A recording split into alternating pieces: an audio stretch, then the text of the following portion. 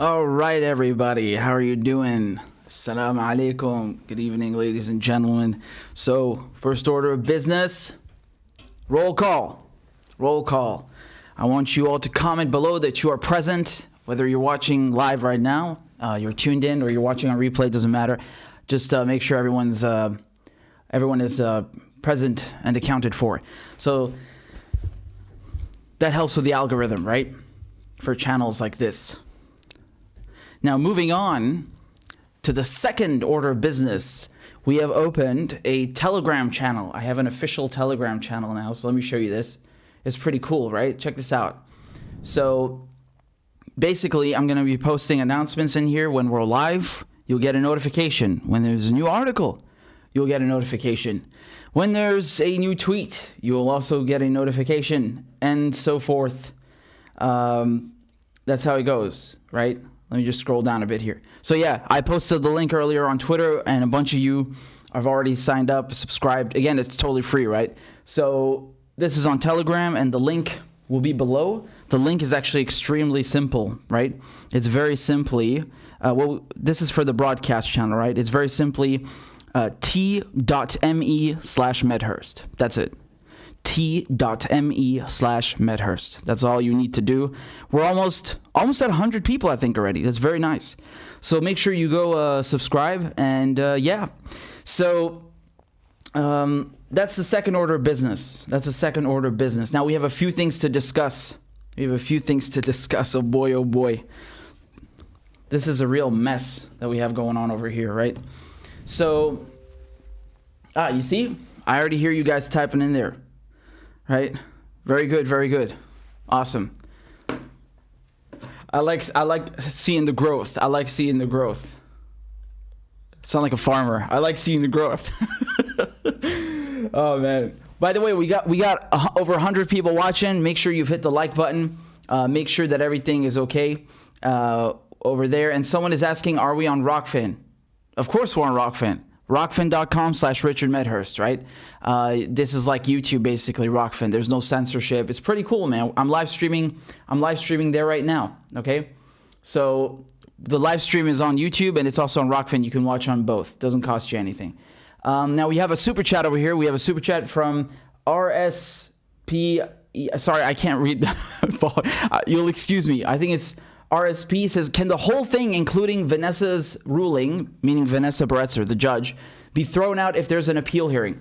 Okay, so, well, I mean, when you go to an appeals process, it goes to a higher court, right? So from a district court to a high court to a Supreme Court, and then you could go to the European Court of Human Rights. And in this stage, it's going to the high court, right? So, I mean, yes, technically speaking, it could, but at the moment, that's not what's happening. So I'll get to Assange in a second. We'll break this down completely. There are several very important things that need to be discussed, right? So we'll start with that. And it's you've raised a great question, and I thank you for the support. So this is good.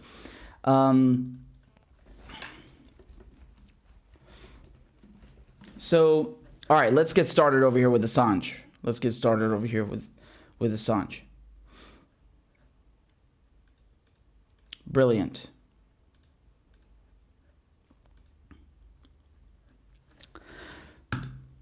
So, Julian Assange, he's just celebrated his 50th birthday. He turned 50 years old on July 3rd, and he celebrated his birthday in prison, right?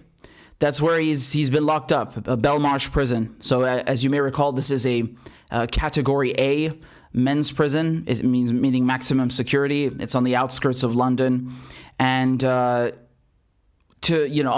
when I say celebrate, we don't mean that literally or figuratively. Unfortunately, he's he's a political prisoner, right?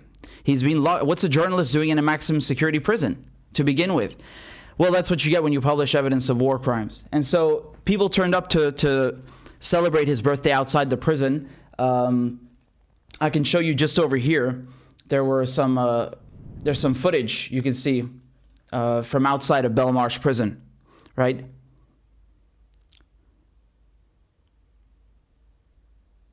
And of course, not just Assange supporters turned up, but some MPs, and we'll get to the MPs in a second. But yeah, shout out to Team Assange, really. Shout out to Team Assange. You guys are great. You guys are great. So they held a vigil birthday party in front of the prison, right? And yeah, I mean, again, huge respect, huge shout out to Team Assange. You know, the activists are really good. They don't just do this because it's his birthday. They, you know, evidently they do this every week. They're holding vigils all the time, and not just in London. They're doing this, you know, worldwide. Really, so shout out to them. They do a lot of amazing work. And just over here, I want to show you, you had a couple of MPs who came by to speak. Among them was Jeremy Corbyn, right? So the former leader of the Labour Party. You know, they had a whole smear campaign going against him, which we've covered before. So take a look at what Jeremy Corbyn had to say.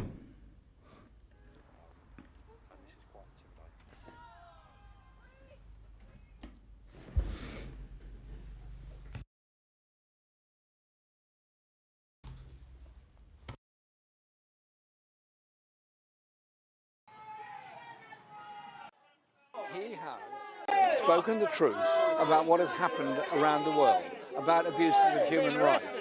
That is what journalists should and must always do. That's real journalism.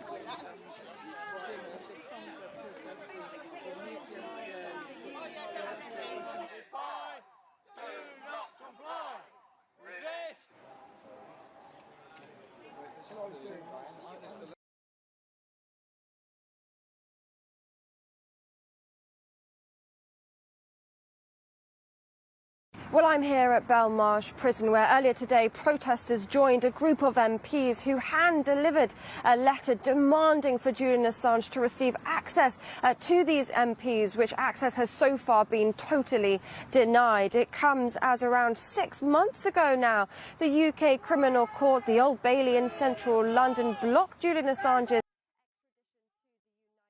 States, yet Julian Assange still remains totally locked up in this high security.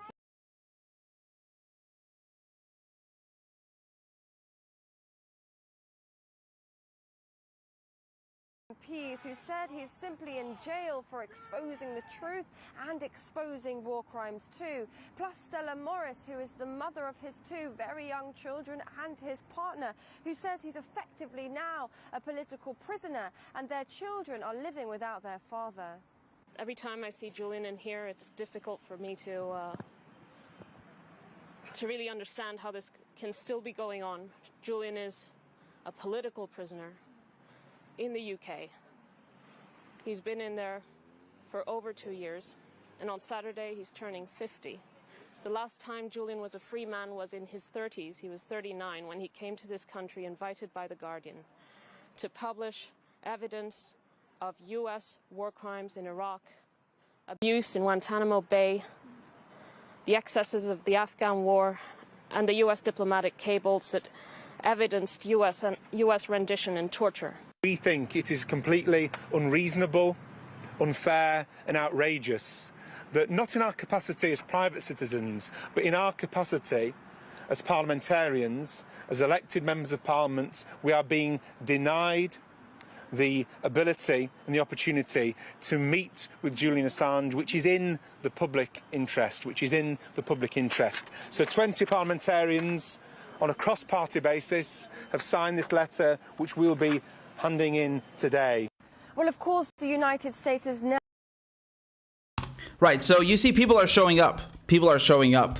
Even politicians, they're trying to... they're demanding to see Assange, and of course, not allowed. You have to recall that Julian Assange, I mean, even his legal team, he couldn't see them for quite some time, for several months before his extradition hearing started. So, you know, to call this due process or anything of that sort, this is absurd, right? If there was anything clean about this, he wouldn't be there in the first place. You have to remember, this guy is not guilty of any crime. He hasn't been convicted of anything. He is not serving a sentence. What is he doing in a jail? Never mind a maximum security jail. He's not serving a sentence. He's not convicted. What is going on here? Can you tell me what kind of a country puts an innocent journalist in a jail, in a maximum security jail. Well, the United Kingdom, the United States, apparently. So the next time someone, from these countries or the West wants to talk about authoritarianism and, freedom of the press, laugh in their face. That's what you do. And you tell them about Julian Assange. So unfortunately, this is where he's quote unquote celebrating his birthday in a jail, and you have to keep in mind, Julian Assange spent the last decade, so his entire 40s, can you imagine that? His 40s have been spent, well, equally, doing some of the most important journalistic work in modern history, but at the same time, also being persecuted, right? This is a persecution, whether it's in Sweden, whether it's in the UK, whether it's, across the Atlantic in the US, he's being persecuted. I mean, this is the quintessential example of what? A political persecution. That's what it is. It's a political witch hunt. They're going after him because of what he published.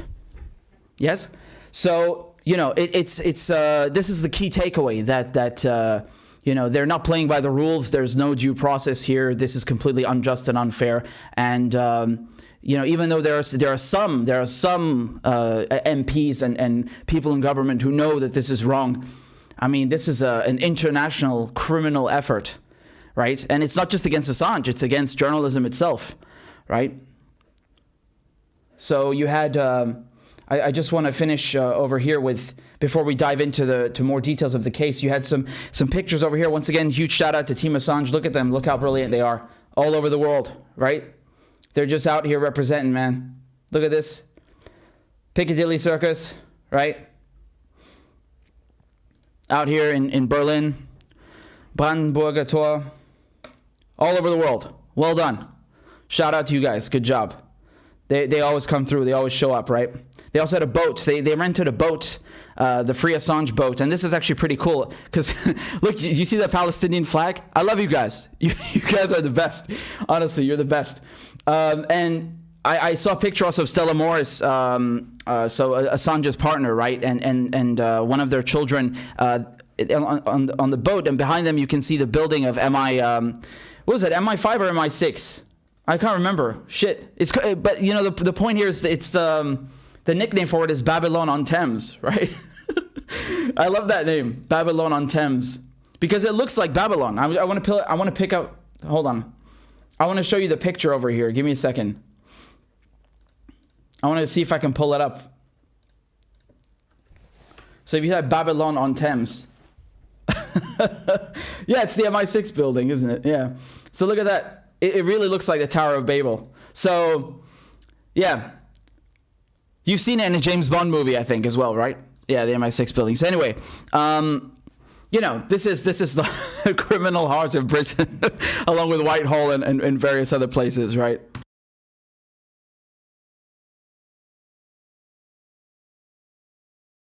So I think it's time we dive into the case. So we have several very, very important developments with Julian Assange's case. I'm going to pull them up one by one. We'll go through them. They're explosive. I mean, explosive, absolutely explosive, right? So let's begin. Right? So we have multiple developments in Julian Assange's case. Absolutely explosive. And this is the thing about his case, is that there are so many things, there are so many indications of foul play by the British government, the American, the US government, the Swedish government. It's so clearly a political witch hunt and persecution. And so it's one bombshell revelation after the other. So right now, I want to show you an article that appeared very recently in an Icelandic newspaper. Okay? Take a look at this. This is in Stundin. Okay? In Stundin. And what does the headline read? The headline reads, "Key witness in Assange case admits to lies in indictment." Right? A major witness in the United States Department of Justice case against Julian Assange has admitted to fabricating key accusations in the indictment against the WikiLeaks founder. So this appeared 26th of June, 2021. And here is the man in question. Okay? So his nickname is Ziggy the Hacker, but his full name is Sigurdur Thordarson, if I'm saying that correctly, right? Sigurdur Thordarson. We'll just call him by his nickname, Ziggy the Hacker. Now, you might have heard of this guy before because he's actually in the indictment and the ruling of Judge Barretza. He's listed as teenager in those, okay? So I'll get to that in a second, to the ruling by Judge Barretza. I want to show you something from there. But basically, this guy, I want to tell you the story of how he how he comes into play with WikiLeaks. So basically, Assange, he goes to Iceland, okay? This is back in 2010, 2011, and he works with government officials there, right? They want to create some sort of offshore haven for whistleblowers, and it's like an anti-corruption endeavor, right? And at the time, this guy on the left, Siggy the hacker, he volunteers to work for WikiLeaks, to work with Assange, and it turns out what he's done, right? He ends up impersonating Julian Assange, and he ends up embezzling around $50,000 from WikiLeaks, right? Selling through online sales of merchandise, right? So he basically stole $50,000 from WikiLeaks, and amongst various crimes, right? And he spent basically the last decade in jail. He's been convicted of various sex crimes. He's been diagnosed as a sociopath, etc. But what you need to understand here, what's very important, is that back when this was happening, he sent an email to the U.S. Embassy in Iceland, and he offered to be an informant in the case against Julian, right? So he offered to work with the Americans against Julian. He offered to be a rat, or as they say in the UK, a gross, right? And this is really interesting because within 48 hours, they sent a private jet for him. Yeah. You had several agents from the FBI, I believe, who were sent there to question him and talk with him. And I mean, when Iceland found out that they were building a case against WikiLeaks, against Assange, with this guy's cooperation, they sort of kicked him out. They told him to leave, and then the FBI ended up going with this Siggy fellow to Denmark to complete the questioning and so forth. But it just shows you, like, they sent a private jet for him immediately. Like, it just shows you, like, the level to which they're trying to go after Assange, like, even back then, right? This is like 10 years ago, right? So they're trying to get dirt on him. And, this is obviously not the full extent of it, because now we know that he wasn't just embezzling money from WikiLeaks and pretending to be Assange, impersonating him and offering to work with the Americans back then. No. He's also falsified his testimony as a key witness in the indictment, right, against Assange. So you must understand something. You have 3 indictments that have been unsealed against Assange, right? And the last one, the latest one, the superseding indictment, this came out in June 2020, right? And what was clear about this indictment is that there are no new charges in it, okay? Where Ziggy the hacker factors in is not for the 17 counts under the Espionage Act. He factors in under what is known in the media as the hacking charge, right? So this is conspiracy to commit computer intrusion. And, what's the whole point of this charge? Why are they charging Assange with this? It's not because it's true. The reason they're charging it with him is because they realize that if they only use the Espionage Act, it becomes very clearly not just a political witch hunt, but also an attack on the press, right? So people would wake up and be like, yo, this is violating the First Amendment. This is violating God knows. I mean, hey, we got a lot of violations with this case, right? Beyond just the First Amendment.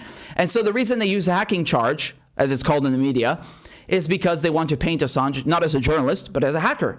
Right? They want to smear him. And this is actually very funny, because not only is it untrue, he's not a hacker, but even if he were, hypothetically, it doesn't change anything, because he still has the right to publish what he published. I mean, this is unequivocal. But nonetheless, it's not true.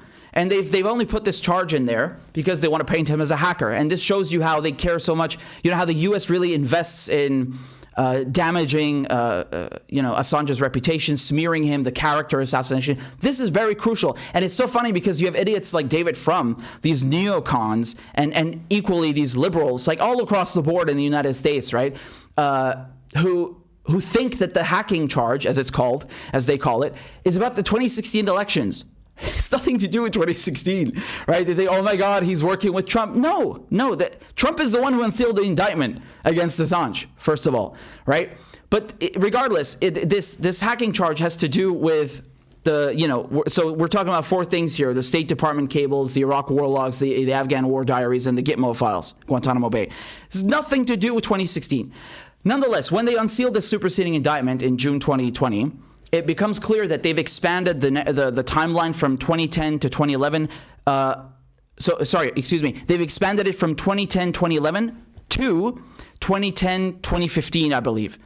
And they've included what they called conduct, which is basically like narrative, basically like key, witness testimonies from people like Siggy over here, to make Assange look more guilty and more culpable, and so that even if he didn't actually commit a crime, they could still have a chance at extraditing him. You understand? So it's just about character assassination. It's just about adding more weight and credibility to the bogus charges, right? That's what it's about. So there were no new charges, but they added like these lies, these fabricated testimonies from Siggy the hacker. And what does he say? So he talks about he talks about the fact, well, not the fact, it's not a fact, it's a lie. He talks about this myth that Assange and him were working on hacking banking files, and that they wanted to get recordings and hack into the Icelandic parliament. So there are various things, right, that he claims Assange asked him to do, or that he was going to do with Assange, that are completely untrue. And he admits this himself. He says this right now in Stunden, right? So he's saying this himself, that all of this is just made up, right? So just to go back to the article, it says the man in question, Siggy the hacker, was recruited by U.S. authorities to build a case against Assange after misleading them to believe he was previously a close associate of his. In fact, he had volunteered on a limited basis to raise money for WikiLeaks in 2010, but was found to have used that opportunity to embezzle more than $50,000 from the organization. Okay? So this is the initiative that I told you about. And then if we go down over here, as we said, he's referred to as teenager in the indictment and in the court papers. And yes, exactly. When they talk about NATO country 1, again, you'll see this many times in Barreser's ruling. They're talking about Iceland. Yes? So they purport to show that Assange instructed Thordarson, Siggy the hacker, to commit computer intrusions or hacking in Iceland. The aim of this addition to the indictment was apparently to shore up and support the conspiracy charge against Assange in relation to his interactions with Chelsea Manning. Those occurred around the same time he resided in Iceland, and the authors of the indictment felt they could strengthen the case by alleging he was involved in illegal activity there as well. This activity was said to include attempts to hack into the computers of members of parliament and record their conversations. Right? Now here we go. Here's the bombshell. In fact, Thordarson, Siggy the hacker, now admits to Stunden that Assange never asked him to hack or access phone recordings of members of parliament. His new claim is that he had in fact received some files from a third party who claimed to have recorded MPs and had offered to share them with Assange without having any idea what they actually contained. He claims he never checked the contents of the files, or even if they contained audio recordings, as his third-party source suggested. He further admits the claim that Assange had instructed or asked him to access computers in order to find any such recordings is false. It's all false. It's all bogus. Okay? So when we go over here, this is the ruling by Judge Barretzer. You remember the decision on the extradition hearing was handed down this year in January 4th, 2021, right? And I wasn't in London when this was happening. I was in the virtual courtroom, right? So I was covering it virtually in the courtroom. And she, again, just to remind you, Barretzer denied the extradition. But why did she deny it? Solely based on humanitarian grounds, on health grounds, right? So she said that, look, I accept that Assange, his health is deteriorated and, he's suffering from depression and etc. And I accept that if he's extradited, this would increase the risk of suicide, right? So again, mental health is a very personal thing, but it was very important to demonstrate in court, because it's true, that this persecution against him has damaged his health physically and mentally, as it would to anyone. I mean, of course, right? This goes without saying. Who could withstand that? And the conditions in the U.S. prisons are utterly inhumane. You have to remember that if he's extradited in pretrial, right, he will be placed in most likely in Alexandria detention facility. So this is the same one, Alexandria Detention Center. This is where Chelsea Manning was also, imprisoned, and she tried to take her life. And, he'd be placed in ADSEG, administrative segregation, which is a fancy way of saying solitary confinement. This is evil. And then, he'd be found guilty because they were trying him in the Eastern District Court in Virginia, which is, this is basically, it's a kangaroo court because they release indictments from there against Lori Love, against Gary McKinnon, who I interviewed. It's on my website, against Assange. They release these indictments knowing that they're going to try these people in a court where the jury is made up of CIA agents or people who have family in the intelligence community. Because that's who works there. So the jury pool is corrupted because all the that you're going to have a jury that hates the defendant. And you're going to find them guilty. And then what happens when he's found guilty, even though he didn't actually commit a crime? They'll send him to Colorado, right? ADX Colorado. So this is a federal super maximum prison. The warden of that jail has even said that it's. I'm paraphrasing here, but he said it's something like hell, basically. Yeah, it's not that's not an exaggeration because you go in, you never see the sun again, ever, right? You're in solitary confinement for the rest of your life. And they're charging Assange. They're threatening him with 175 years. So of course there's a huge suicide risk here, and that's the only reason that she denied the extradition. But here comes the problem. While that may be good for Assange, and I hope they don't extradite him and it's held, the rest of the things that she agreed with are not good. So she accepts that this is bad for your health. There's a high suicide risk, but she agreed with all of the political charges. She agreed with the hacking charge, the conspiracy to commit computer intrusion. She agreed with the charges of espionage, right? You have 17 counts under the Espionage Act. This is terrible for journalism. This is atrocious. This is a monstrosity. And one of the things that contributed to that is Ziggy the hacker with his bullshit testimony, with his lies. Look, I'm going to read it to you, okay? Check this out. So this is from page 33 of her ruling, right? Page 32. Just going to scroll up a bit, right? She talks over here. No, it's correct. Page 33. So point 85. This conduct would amount to offenses in English law, namely conspiracy with Miss Manning and the computer hacker's teenager. Who's teenager? This guy, Ziggy the hacker. That's who they're referring to. Okay? Lorelei, Kayla, Jeremy Hammond, Sabu, and Topieri to gain unauthorized access to a computer, contrary to Section 1 of the Criminal Law Act 1977 and Section 1 of the Computer Misuse Act 1990, and aiding and abetting the same people to gain unauthorized access to a computer, contrary to Section 1 of the Computer Misuse Act 1990. So teenager over here is mentioned again. In relation to the computer hacker's teenager, etc., it is alleged that Mr. Assange and WikiLeaks entered into agreements with each person to gain unauthorized access to data held on computers, including parliamentary phone call audio recordings from a country identified only as NATO country 1. That's Iceland. The computer of a former WikiLeaks associate teenager, the computer systems of a cybersecurity company. So this just hold on a second over here. Do you see this over here? This is exactly what he lied about. He's admitting here in Sundit that he lied about this, right? That this idea that they wanted to access the phone recordings of MPs is false. Assange never asked him to hack or access phone recordings of MPs. So his testimony factored into this decision by Beretzer. This is extraordinary. This is a bombshell revelation, among others. Is it mentioned? Did she say anything? Did they say anything in the news? Nothing. Do you think any mainstream media covered this? I swear to God, not one mainstream news outlet covered this. It's been 2 weeks now almost. Nothing in the BBC, nothing in The Guardian. How can you not cover this? This is the trial of the century.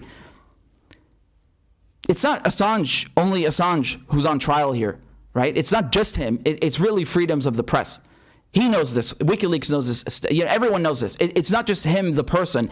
It's him and press freedoms who are on trial. And they're using FBI rats who've struck up deals for immunity in cash and are now openly saying, yeah, I lied about it. So what? They're factoring that into the decision. And the mainstream media is not saying a word about this. Not a word. Go look. Go right now and look. You won't find anything from the mainstream media. And moreover, her decision, Judge Bretzer's decision, is being upheld for the moment, right? So we have a new development that just took place, that just occurred today on July 7th, regarding the appeals, which I'll get to in a moment, right, in a separate video. But this, I mean, the case is falling apart. Like this alone should be enough to show you that there's something deeply wrong with this persecution of Julian Assange, with this indictment against him, and the ruling, right, subsequently, because the ruling has factored this falsified, this phony, this fake testimony into it, right? It's null and void. The guy is admitting, I lied. He's saying it's not true. This means the ruling is null and void. What kind of rule of law is this? What is going on here? This is shameful, man. This is shameful. I don't accept this. This is embarrassing. This is atrocious. Why? You know, I'm a British citizen. What is my government doing here? This is unacceptable. I don't tolerate this. This is corrupt. This is scandalous. So this just goes to show you how the entire case against Assange is fake. They're grasping at straws. He has not committed any crimes. They are trying to threaten not just him, but journalists everywhere. They're saying this is what's going to happen to you if you publish things that embarrass us, if you publish evidence of our war crimes. Not just the US, but their allies too, right? This is what they're doing. You know, even, let's be clear here, even if ultimately Assange is not extradited, and I pray he is not, this is still an ordeal for him, for his family. This is unacceptable. No one should go through this. No one should go through this. 10 years of persecution for what? For what? What about the people who committed the crimes in the documents? Who tortured people, who kidnapped people, who committed war crimes? Where are their trials? You don't think they're a priority? The ones who actually committed crimes, heinous crimes, murder, rendition, kidnapping, in the name of the US government and their allies, right? No. They have to build this phony case against Assange using fake testimony by convicted sociopaths. I mean, this is unacceptable. This is unreal. And just, I'm telling you, because when I was in London in the court, I mean, I remember, like, dude, there are so many expert witnesses being brought forward by the defense, which is good. And actually, there are so many that the judge tried to hurry it up. She was you could tell that she was impatient. Like that just gives you an idea of how many people are up in arms about this case. How many people realize that this is wrong? Like Noam Chomsky, Andy Worthington. I mean, you had, I can't even count how many lawyers, doctors, historians, really famous, really qualified expert witnesses coming to defend Assange. Do you know how many expert witnesses the U.S. prosecution had? I think it was 2 or 3. 2 or 3. I mean, a handful, literally a handful. This whole case is built on lies. From start to finish, it's built on lies.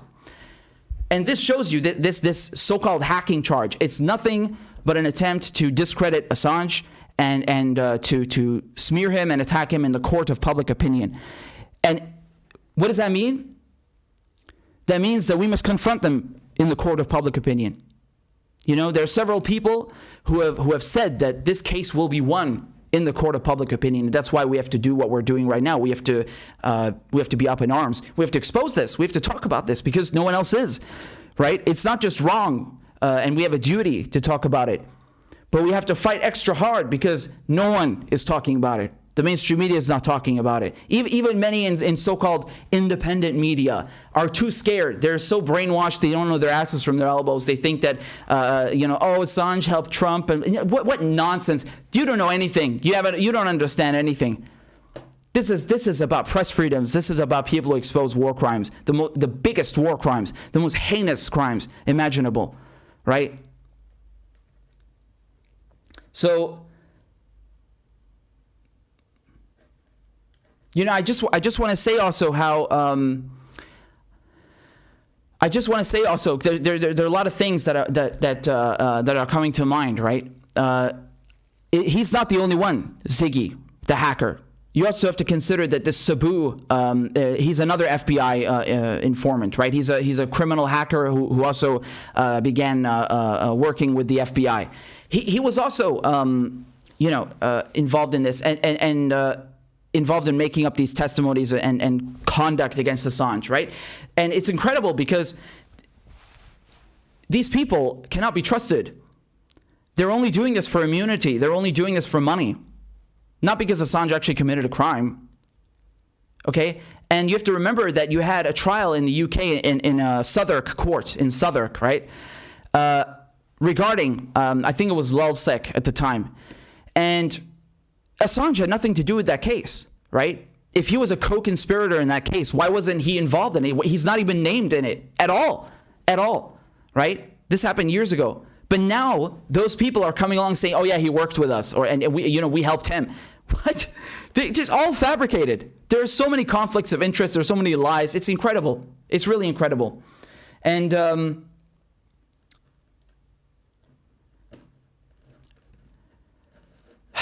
what can I say, man?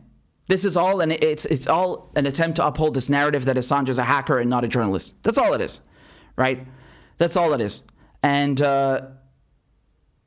again, even the things that they talk about, like breaking into an encrypted file from a bank or conversations of MPs. Dude, not only did Assange never do this, even if he had, and he didn't, but even if he had, hypothetically, that does not take away from the fact that he has the right to publish what he published.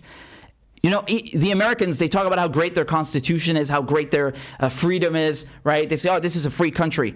Yeah, really? Where's the freedom of speech? Where's the freedom of press? This is nonsense. So they're trying to smear Assange's reputation, call him a hacker when he did nothing. And this is all nonsense. This is all bogus. And you literally have the witnesses coming out and saying it's not true, and no one says a word. No one says a word. This entire ruling over here should be thrown out, right? It should be thrown out.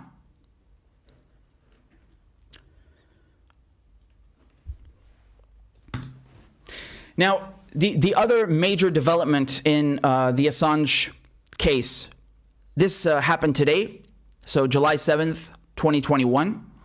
The High Court has decided to grant the United States permission to appeal the extradition decision not to extradite Assange, right? So January 4th of this year, Judge Bresser decided not to extradite Julian Assange to the United States because this would increase the risk of suicide, and it's extremely detrimental to his physical and mental well-being, right?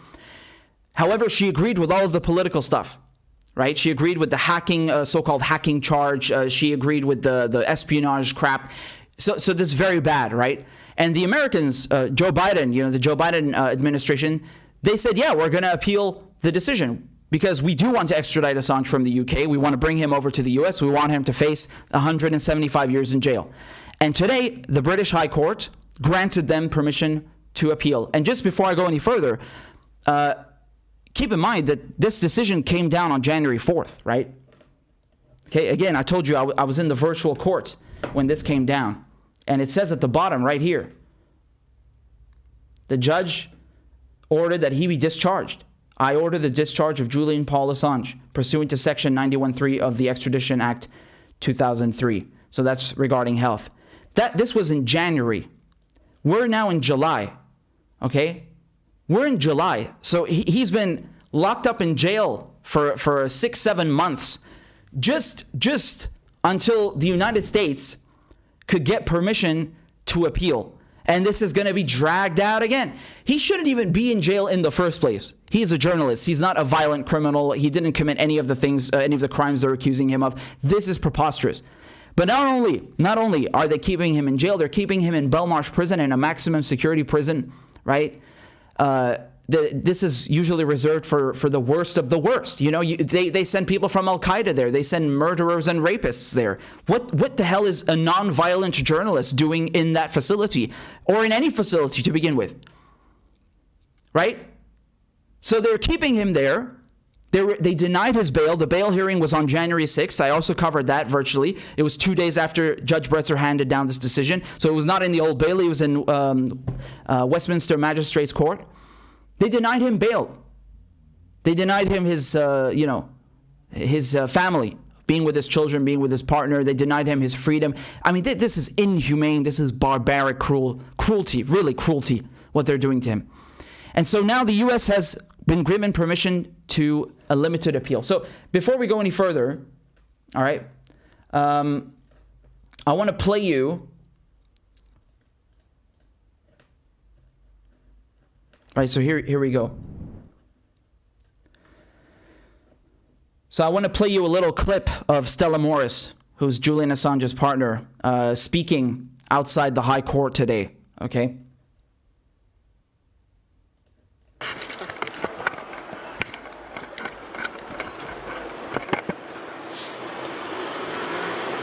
Good afternoon. The High Court delivered its decision that it will allow limited permission for the U.S. government to appeal January's decision to block Julian's extradition. That means that he's still at risk of extradition, where he faces a 175-year prison sentence, and according to the magistrate, is certain to lose his life if he's extradited. The U.S. government should have accepted the magistrate's court's decision. Instead, it keeps this case going. The case is itself falling apart. The lead witness of the U.S. Department of Justice now admits that he lied in exchange for immunity from U.S. prosecutors. Right, so just quickly to interject, she's referring to Ziggy the hacker, right? So Torderson, that's who she's referring to. The lawyers of Julian were spied on. Their offices were broken into. Even our 6-month-old baby was targeted while he was in the embassy. And now the High Court has limited the grounds on which they are allowed to appeal. So the case is falling apart. Merrick Garland has egg on his face because of the decision to use a witness that perjured himself in order to try to imprison Julian and keep him imprisoned. And so I'm appealing to the Biden administration to do the right thing. This appeal was taken 2 days before the Trump administration left office. And if the Biden administration is serious about respecting the rule of law, the First Amendment, and of defending global press freedom, the only thing it can do is drop this case. This case is the most vicious attack on global press freedom in history. The U.S. government is accusing a foreign journalist, a foreign publisher who was outside the United States for publishing true information that incriminated the U.S. military of committing war crimes. Julian is a freedom fighter. He fights for freedom from torture, freedom from illegal wars, freedom from surveillance and manipulation. And that is what the U.S. government is criminalizing. So there's no way to stand up for the First Amendment and defend democracy at the same time as you're prosecuting and imprisoning Julian Assange. Many people don't know this, but the U.S. government is allowed to appeal and have its costs paid by the UK taxpayer.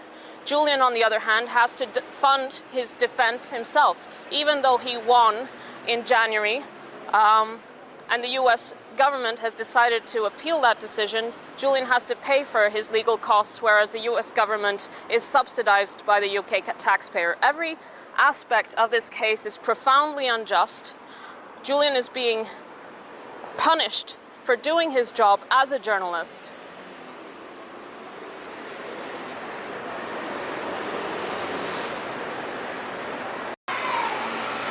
I was able to speak to Julian about the decision, and you know, it's mixed, because on the one hand, so just to say a couple of things. I mean, this is absolutely incredible, right? That the UK taxpayers have to foot the bill. Wow. So UK taxpayers have to pay the United States to screw over their own courts and violate press freedoms and the UK's sovereignty, and by extension Australia's sovereignty, right? I mean, this is incredible, right? So she said that at the end, that Julian, he has to, you know, fend for himself. He has to finance his legal fees, the lawyers, the legal team, and everything involved with that by himself.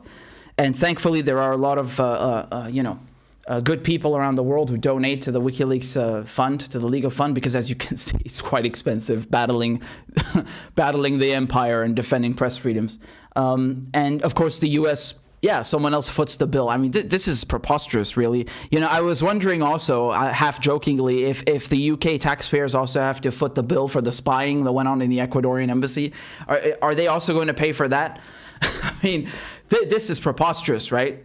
This is unreal. It's a shame. It's a shame that UK taxpayers are not footing, the bill the same way they for Julian Assange to be at home, the same way that they did for Abu Qatada, right? You remember this Jordanian cleric from Al-Qaeda who was also in Belmarsh prison, the exact same jail, and he's a senior figure for Al-Qaeda. He was dubbed Bin Laden's right-hand man in Europe, and he was let out of Belmarsh prison. So again, if you're a journalist, no, you have to stay in Belmarsh. But if you're an Al-Qaeda figure, sure, you can leave Belmarsh and you can go and be under house arrest, and the UK taxpayers will pay your bill. I think it was something astronomical, around £100,000 a month or something along those lines, right? And eventually they extradited him to Jordan. They crafted an entire brand new extradition treaty just to make sure that he would not be tortured in Jordan. And he got to Jordan, and he was, he went to 2 trials, found not guilty, and he's a free man now. So that's how Al-Qaeda figures are treated in the West, and this is how a journalist who exposes U.S. War crimes is treated. Quite the stark difference, right? So this is incredible that we have Siggy the hacker, or Sigurdur Thordarson, as he's called, admitting just over a week ago that he has lied. He lied about Assange asking him to hack the recordings of Icelandic MPs, or hack into banking files, or anything at all. He completely lied. And yet the UK has decided to grant the United States permission to appeal.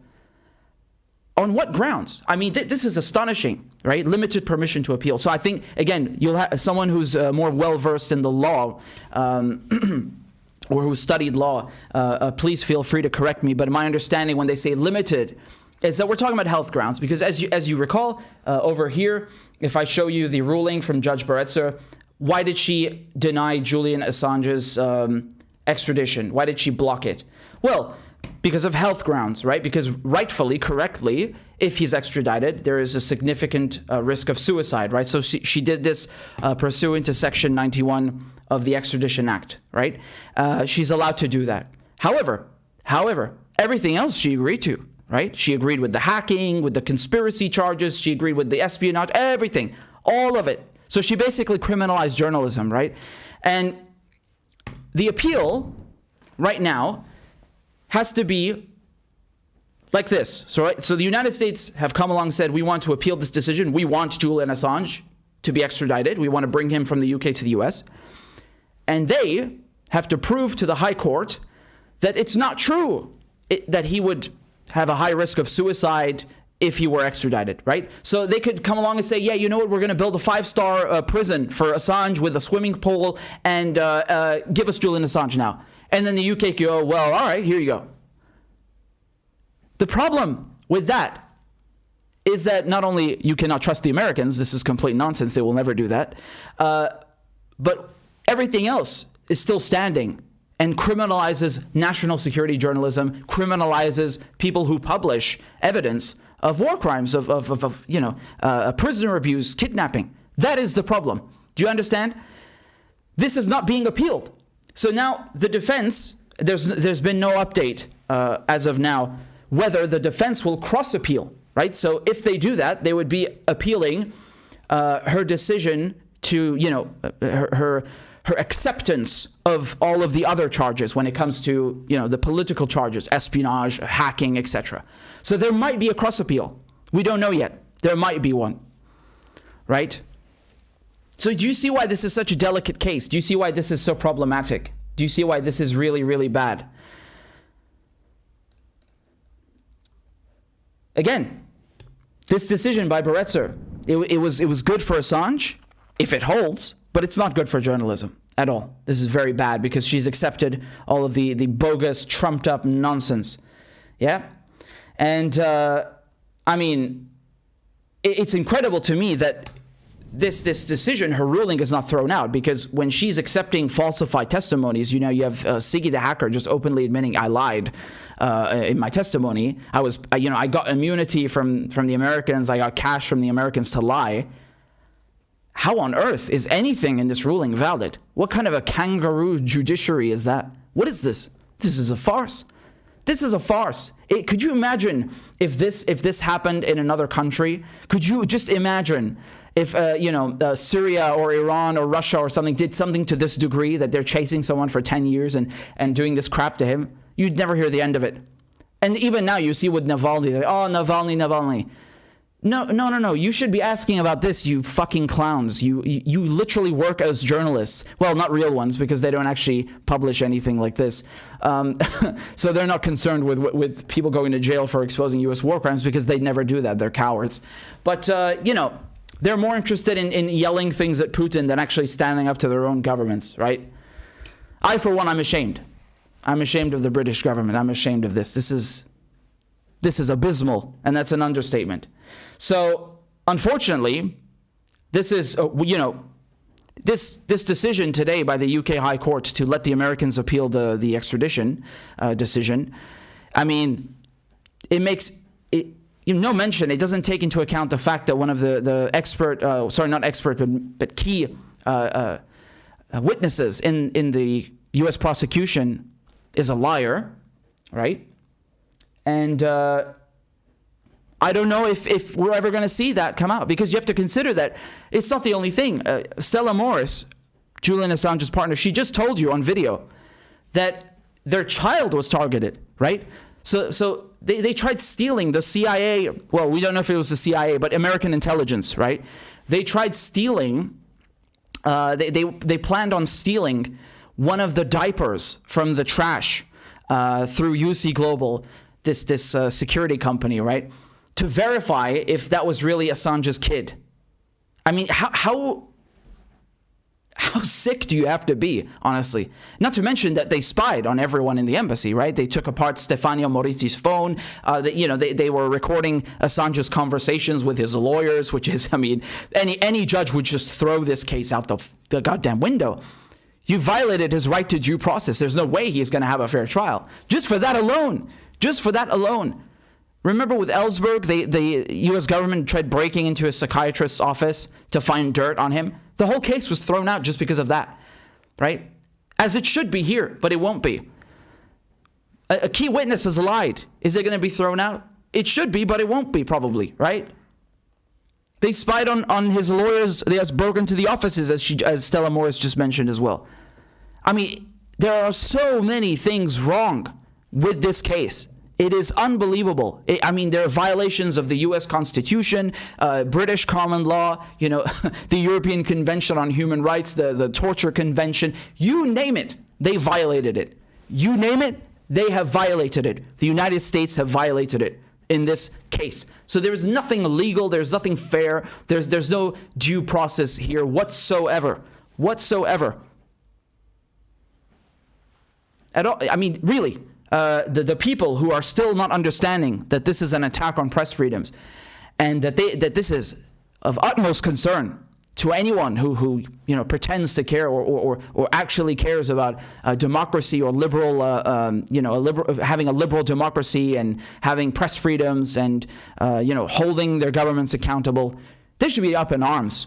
They should be up in arms about everything to do with this case, the nature of the case, how the spying has gone on, the torture, psychological and mental and physical torture against Assange. It's unbelievable. And not just Assange, of course, even Chelsea Manning. It's unreal how many plot holes, how much foul play you have in this case. It's extraordinary. It's astronomical. It's a fucking embarrassment for anyone who is British or American or Swedish or anyone who pretends to care about press freedoms and democracy. You should be up in arms about this. This is unreal. This is unbelievable.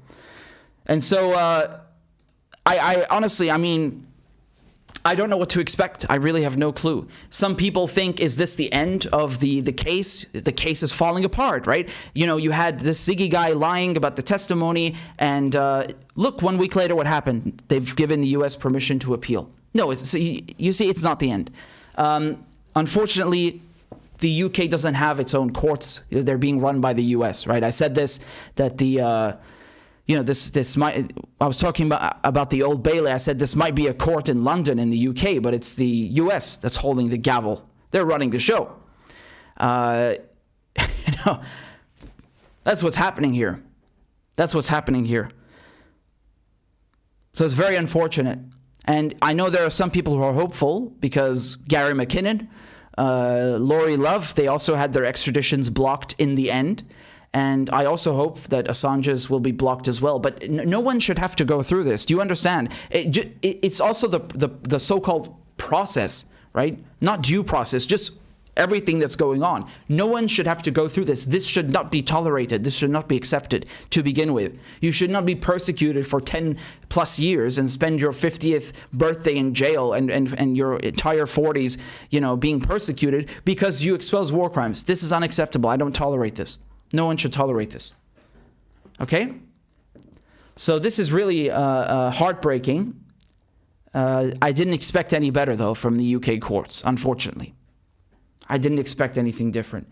What I'm looking forward to, what I'm anticipating, and I want to know about is whether there will be a cross appeal. Again, we don't know yet. All of the intricacies involved with that. Whether the defense launches a cross appeal. We'll see. But in any case, these are the two major case updates now for Assange, for his persecution. A key witness for the U.S. prosecution has admitted he lied. Assange never hacked anything or asked him to hack anything. They never hacked anything together. This is all made up to smear him, to discredit him, and paint him as a computer criminal or cyber criminal as opposed to a journalist.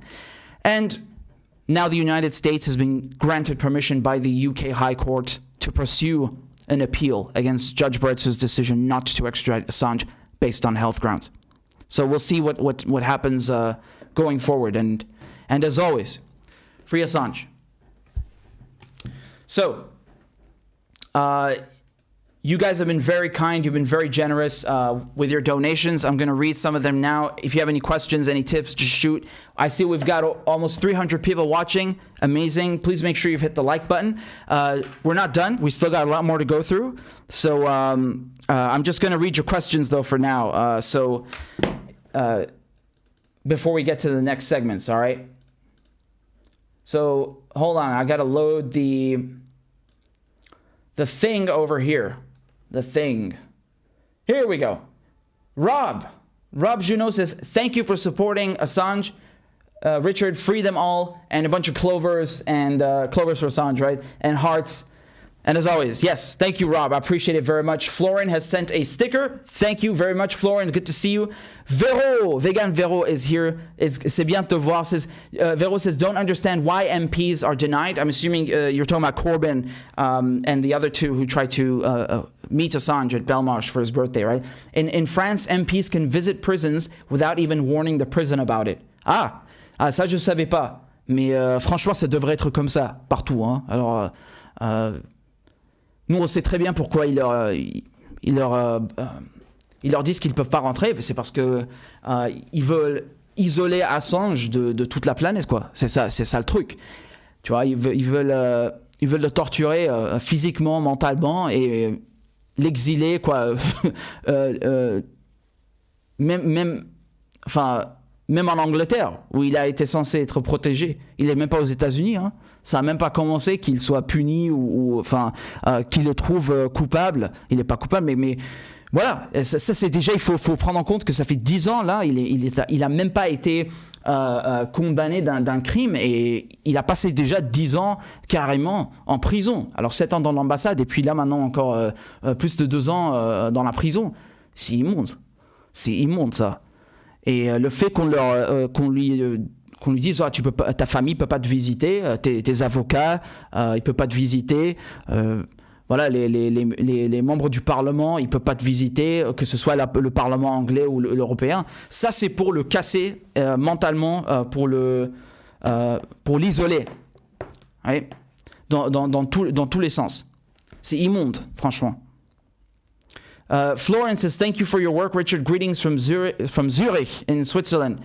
That's awesome. That's awesome. Again, Florence, it's good to see you. And I always love I always love when people say where they're tuning in from, right? I always love having the international audience. This is the best. So thank you very much. You guys are very kind with your donations and your questions. If you have any, go ahead, just shoot. All right. And while I get the next segment ready, I'm just going to pull up the screen over here. If you have any questions. Oh, look at this. Look at this. Check this out. We're almost at our goal.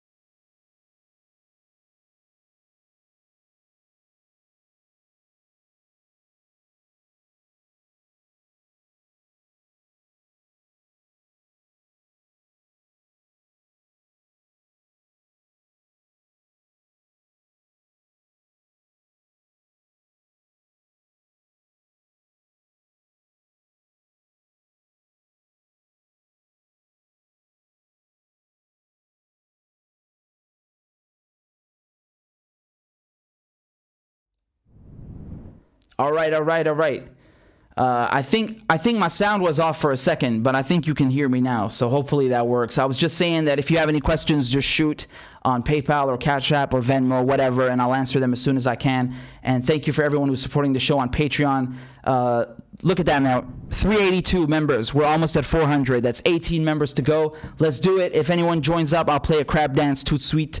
And the links are in the description, right? So patreon.com/RichardMedhurst. Thank you so much for supporting independent, anti-imperialist journalism, and I'm very grateful for everything. You guys are the best. So over here, just 1 second, we got some more super chats on YouTube. I'm going to read them. This one is from Spark. Spark says, the first duty of a revolutionary is to tell the truth. Julian is that. Free Julian. Amen. Amen. Just like Stella said outside the High Court, she said it very eloquently, I think. She said that, he's a freedom fighter. I agree with that. Alaskat72 says that thank you for your extraordinary reporting. I've learned so much. Wish I could do more to support you. Best wishes from Washington State. Thank you very much. You're very kind, and I'm very grateful for your kind words and support. I'm humbled, really. I'm humbled to hear that. Thank you. And without further ado, let's go to the next segment, right? And by the way, remember, we have a Telegram, so make sure you sign up. I always want to plug the show, but then I'm also just thinking about what we're going to say next. I got like 15,000 things I want to say in my mind, so let's get to them. All right, let's get to them.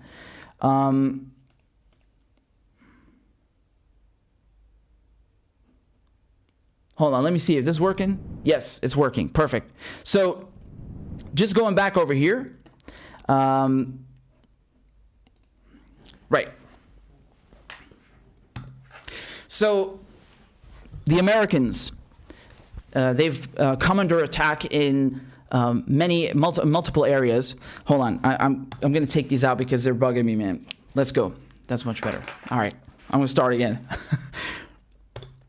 So the Americans, they've come under attack in numerous places in Iraq and Syria in the last 24 hours. So this is, I mean, it appears to me, and I think anyone would agree, to be a coordinated move by the resistance. So I'm gonna show you what's taken place, right? So you had 3 attacks that took place. One was at the Ain al-Assad air base. So you may recall Ain al-Assad air base. This is the air base that the Iranians fired at after Trump assassinated General Soleimani, right? So no one died. There were no casualties because they actually warned the Americans in advance via Iraq, if I recall correctly. And so, you know, it was more of a warning, right? Like a retaliation without casualties. And this is the strategy that's being pursued here. So no one's been killed either in the last 24 hours, but they have come under fire. And so Ain al-Assad Air Base, I've tried to plot all of these locations on the map for you so you can see what's going on. I started drawing one up myself on Google Maps, and then there was a very kind soul, I think, from the Associated Foreign Press. I'm not sure who made this map, who was kind enough to put the locations. There you go. That's the Ain al-Assad Air Base. So that's come under attack. You can see here there's a statement from the occupation spokesperson. I always find this so funny because this guy, basically his job is to post on Twitter and talk about how, oh look, us Americans, we're here as a coalition and we're fighting ISIS, which we created, and we're doing good work solving the problem that we created. Dude, you're a fucking occupier. Like, could you just imagine? Please just imagine the Syrian army invading Texas and then making a fucking Twitter account, a verified Twitter account, and talking about, oh, look, we're fighting against these really big badass militias over here. What the fuck are you doing, you fucking colonizer? Go home. What is this shit? They're verifying goddamn occupiers now. This is unreal. So anyway, he's confirmed himself, right, that Ain al-Assad Air Base was attacked by 14 rockets. And there were no casualties, but they did land on the perimeter, and they had 3 minor injuries, right? So that's one attack. That's one attack. Now, keep in mind, these are rockets, okay? These were rockets. Another attack was at, also in Iraq, okay? So hold on, let me pull up this other tab for you. This was at Erbil Airport, Erbil International Airport. So let me show you where this is on the map, okay? This is over here, up here in northern Iraq, okay? This is the second attack. And this was not with rockets, this was with drones. So this is something we're seeing a lot now. We're seeing, explosive-laden drones that are pulling off these attacks. And you can see over here, this is a photo over here from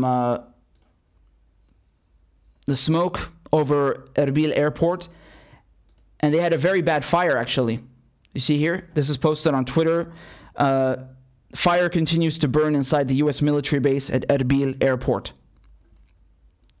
So, no casualties. Again, no casualties. But still, significant damage. Very significant damage. And now we come to the third attack, right? So 2 of these were in Iraq, at Ain al-Assad, and also here at Erbil Airport. The third one was in Syria. And this took place at the U.S. base in Al Omar oil fields. So, as you may know, again, Syria is the cradle of civilization, right? Mesopotamia, Iraq, Syria, this is where agriculture was invented. This is where writing, language was invented. So, farming is very important here. And Syria's breadbasket region, right, where all the crops are grown, cotton, wheat, you name it. This breadbasket region is in the northeast. Okay, so we're talking about Deir ez-Zor, and incidentally, the oil is also here. So Deir ez-Zor and Hasakeh, these provinces, or governorates as they're called as well, this is the breadbasket region, this is the oil region. And guess where the American bases in Syria are? They just so happen to 100% coincide with the locations of the crops and oil. What a coincidence, right? How weird that the Americans are only to be found where there is oil. Wow. It's almost as if they're plundering imperialists, right? So over here, this is a map of the oil fields in Syria, and the most significant one is here, Al Omar oil fields, right? So again, up here in Hasakeh, you have some oil fields, and then down here in Deir ez-Zor, where you have the most. And this is where the third attack took place, okay? So the Americans, they have a base there, which is, again, completely illegal, because you have to keep in mind, in Iraq, what do they say in Iraq? The Americans say that, oh, look, we've been invited by the Iraqis to run a counter-terrorism mission against ISIS, right? They forget to tell you that after Trump assassinated General Soleimani, the Iraqi parliament voted to kick them out, voted to expel all foreign troops, right? So again, this is the very funny paradox where the Americans invade Iraq to give Iraq democracy, and then when their democratic institutions vote to kick them out, they don't listen to them. How interesting. So the Americans, again, this spokesperson over here, the colonizer megaphone, so if you click on his name, right, it even says over here, right, that he's the official military spokesperson for Operation Inherent Resolve, and that they're part of the coalition to defeat Daesh, to defeat ISIS. That's their justification, allegedly, for Iraq. When it comes to Syria, they have none. You know what their justification is? You remember it. You remember exactly what it was. It's Trump saying, we're keeping the oil. We've taken the oil. I love oil. And Biden is exactly the same, right? So they go through the El Walid border crossing between Iraq and Syria. They bring in convoys, they bring in equipment, they bring in troops, and they just build bases everywhere, right? And this is what was hit by the resistance, okay? So I can show you over here. This is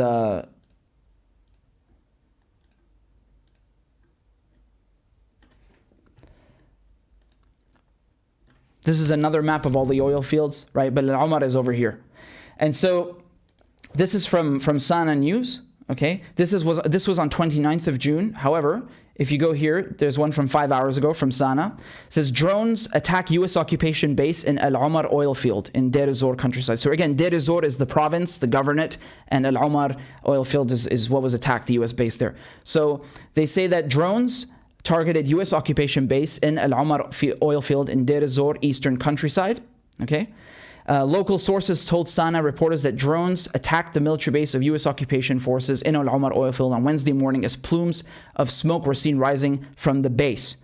Media sources reported that the U.S.-backed Qusad militia, so this is the so-called, in English, they call them the Syrian Democratic Forces, right, which is basically, it's Kurdish-led, right? And they're the ones who are stealing the oil with the Americans. They made a deal with them, as Pompeo confirmed in the Senate. And they say, which works to secure protection of U.S. bases in the Syrian Al Jazeera region. Acknowledged the attack. So the SDF, the Kurdish-led SDF, they acknowledged the attack, but they didn't mention anything about the results of the attack, right? And the base was targeted with 2 rocket shells over the last 10 days, causing damage to it. So that's the other report we just saw here on 29th of June. So you can see here that this is a coordinated effort, right? You have multiple drone and multiple rocket attacks on 3 different US bases in both Syria and Iraq.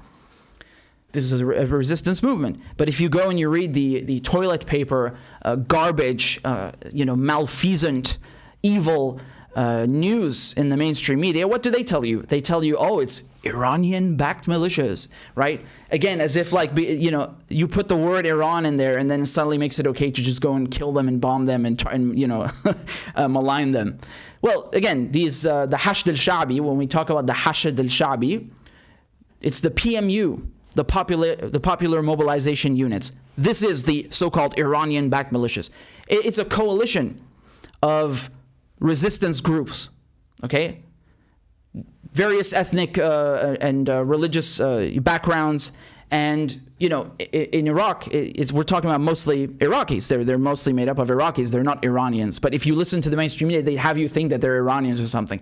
No, these are Iraqis who are resisting Daesh and Al Qaeda and occupation. They don't want you in their country. That's their right under international law. You invaded them, and so in Syria, you also have the Hashd who are operating there, there are. I want to drive home a point here, and I think Professor Marandi and Elijah Manier, two great friends of mine of the show, they kind of sum this up in their tweets quite well here, right? So over here, Elijah Manier says that the resistance has also launched 3 rockets against U.S. facility in Syria at Al-Umar oil and gas field, right? So we just talked about that. Last month, the U.S. occupation forces bombed 2 houses in Syria on the borders with Iraq, killing 4 civilians, of which a child. So this was when Biden did that, right? The war against the U.S. is open on 2 fronts. And then underneath it says, this is the 3rd time the U.S. occupation forces are stealing the Syrian oil and under bombardment at the Al-Umar oil field. The Middle East is imposing its agenda on President Biden, okay? And over here, Sayyid Muhammad Marandi, what does he say? Let me pull up his tweet real quick.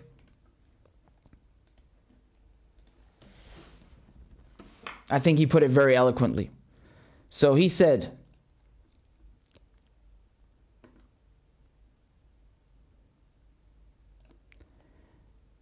the US and NATO forces will be forced to withdraw their occupation forces from Iraq and Syria, just as they were forced to withdraw from Afghanistan. For now, the resistance has been careful not to kill Western regime troops. But this policy will not last for long.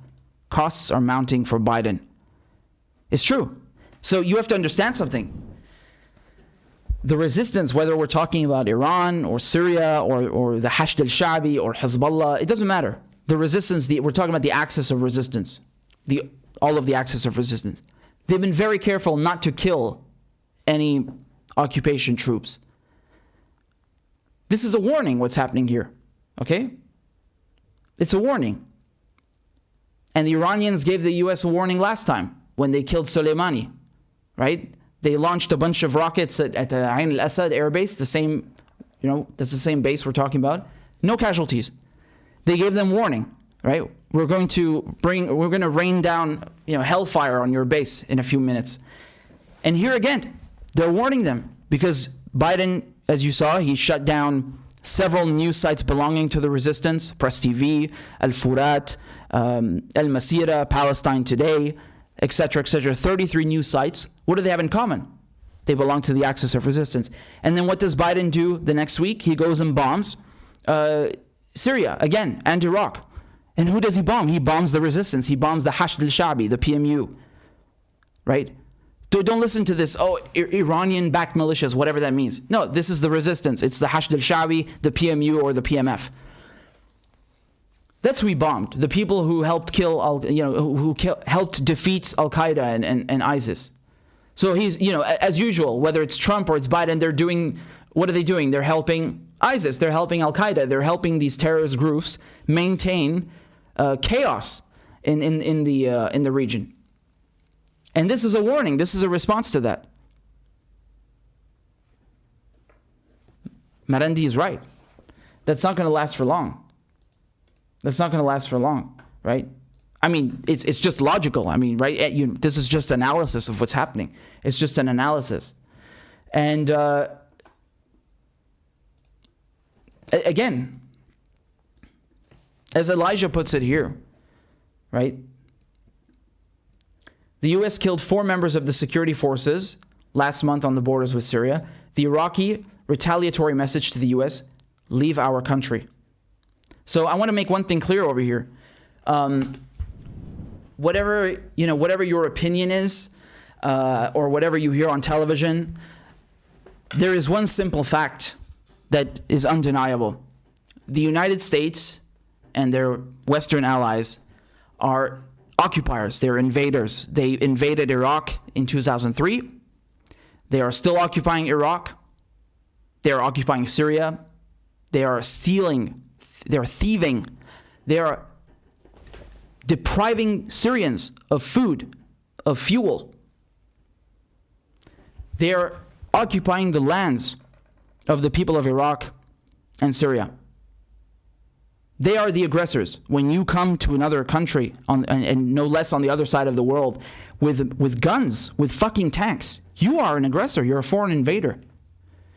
So you cannot say that what you're doing is, I don't care what you call it, counterterrorism, whatever bullshit. No, you're an invader. You're a fucking imperialist.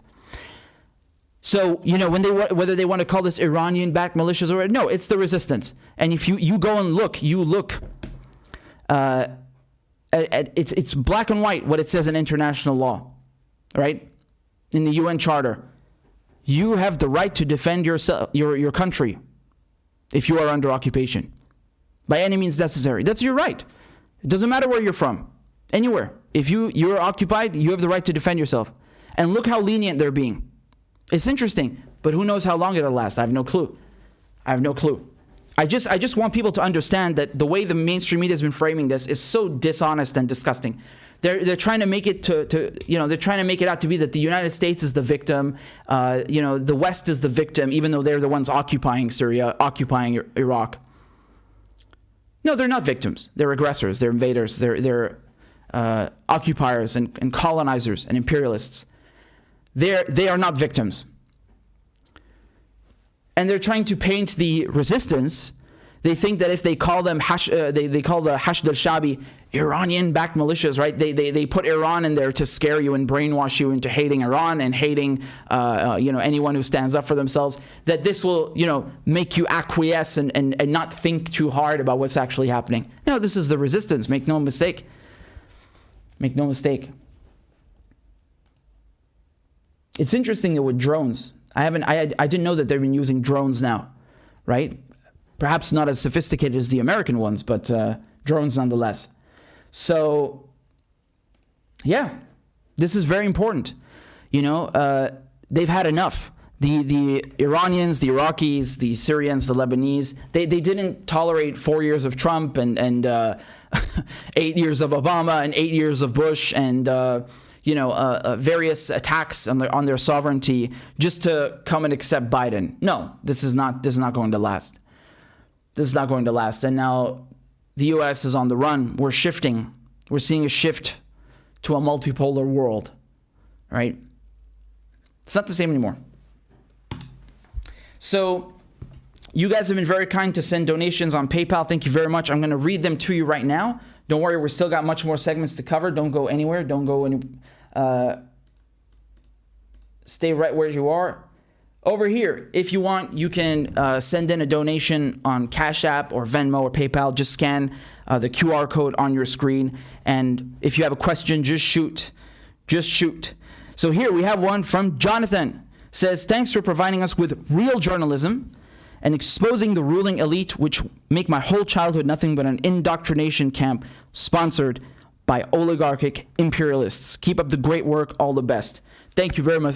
Thank you very much, Jonathan. I really appreciate that. And I'm always humbled when people say things like that because, we've all been subjected to it from one degree to another, right? I mean, growing up, seeing this, the war on terror unfold, 9/11, the Iraq War, Libya, Syria. So every time someone says that we're doing something to debunk. We're going against this indoctrination and mass media brainwashing. I'm very humble. So thank you for that, Jonathan. I really appreciate it. Over here, we have another super chat. We have another donation. Give me a second to pull this up. Marianne. So Marianne says, thank you so much, Richard, for your fantastic work. Marianne from Ireland. Thank you so much. Thank you so much. And again, I love hearing that we have an international audience. And this is great. So thank you, Marianne, very much. And I'm very grateful for your donation. Thank you. I'm just going to make sure you guys have... we also got one here from Yolanda on YouTube. Yolanda says, great work, Richard. Thank you. Thank you. I'm very grateful. Again, I'm just refreshing to make sure I didn't miss anybody, right? So if you have any questions, go ahead and just shoot. We also got one over here from Spark. It says, capitalists are maniacs and can never be satisfied. Well, that's an understatement, right? They, you know, they'll go to literally the Earth's end, literally, right? They'll go to the other side of the planet for their bottom line to make a profit. So yeah, I wholeheartedly agree with you. We got a tip over here from Reeve on Rockfin. Thank you very much, Reeve. I'm very grateful for that. We got 21 people watching on Rockfin. That's great. So if you haven't made an account there, go make one. It's absolutely free. Doesn't cost you a penny. You just need to make an account and sign in. And you'll find the live stream at the same time. So we're streaming on Rockfin on YouTube. You'll find the segments. Everything is on there. And if you want, only if you want, you can subscribe for $10 a month and you get everyone's premium. So like every single channel on Rockfin, whether it's me or I don't know, Graham Elwood, you know, Whitney Webb, you name it. Because a lot of the leftists are already on Rockfin, so it's a good deal. All right, and there's no censorship, so I think that's the number one reason for me. I don't have to worry about what title I put or whatever, some ridiculous thing. So definitely make an account on Rockfin, rokfin.com/RichardMedhurst. So, by the way, okay, so I want to tell you a story right now. Are you ready for the next bit? Let's go. Let's go, baby. Just let me sip some water over here, and then we're gonna get to the next segment, okay? And by the way, we haven't had a single. I don't think we have anyone on Patreon today. Oh, we did. Henry has signed up on Patreon. We got Mark as well. Oh, that is amazing. That is amazing. Thank you guys so much. I'm gonna play a crab dance right now just for you.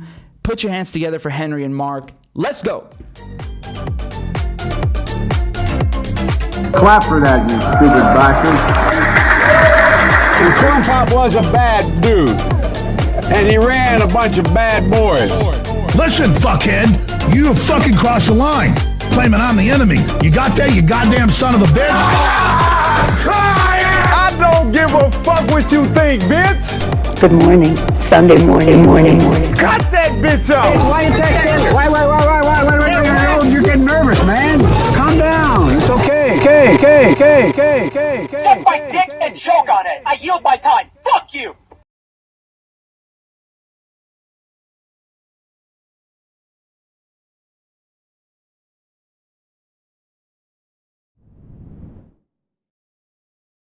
That was fire. Thank you so much, Mark and Henry, for signing up on Patreon. Again, you guys can do this for however much you want. Doesn't matter. $2 a month. It doesn't matter. I'm grateful for everything and for your support. Thank you so much for supporting independent journalism.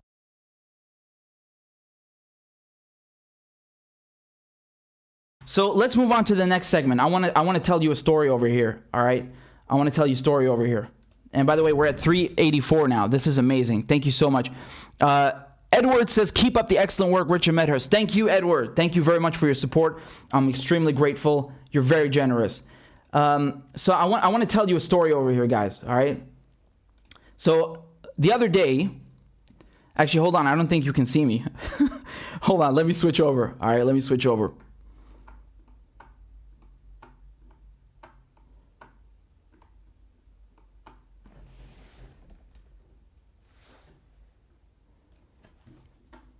There we go. So I'm here. I'm here. Don't worry. I'm right here. Okay. So how do I let's just dive right in. Okay.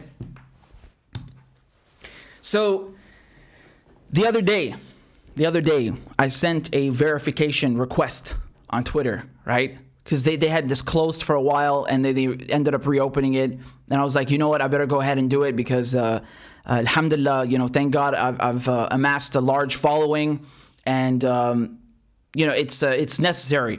It's good to have it just for the sake of people knowing that it's the right account. As a journalist, people rely on the information you put out. It has to be accurate and know that they're getting it from the right one. So in any case, I sent it in, and the requirements that they ask for are pretty straightforward. Okay, so I want to show you the requirements that they ask for, because this is not just for journalists. Obviously, you don't just have to be a journalist. You can also be an actor. You could be a singer. You could be a politician. You could be just a public figure. You could be, someone who works in an embassy. You could be someone who is an ambassador. Government institutions, they get Twitter accounts verified all the time. So it's, something just for the sake of making sure that it's a verified source and that everything is correct, right? So let me just show you the requirements over here on the Twitter website, okay?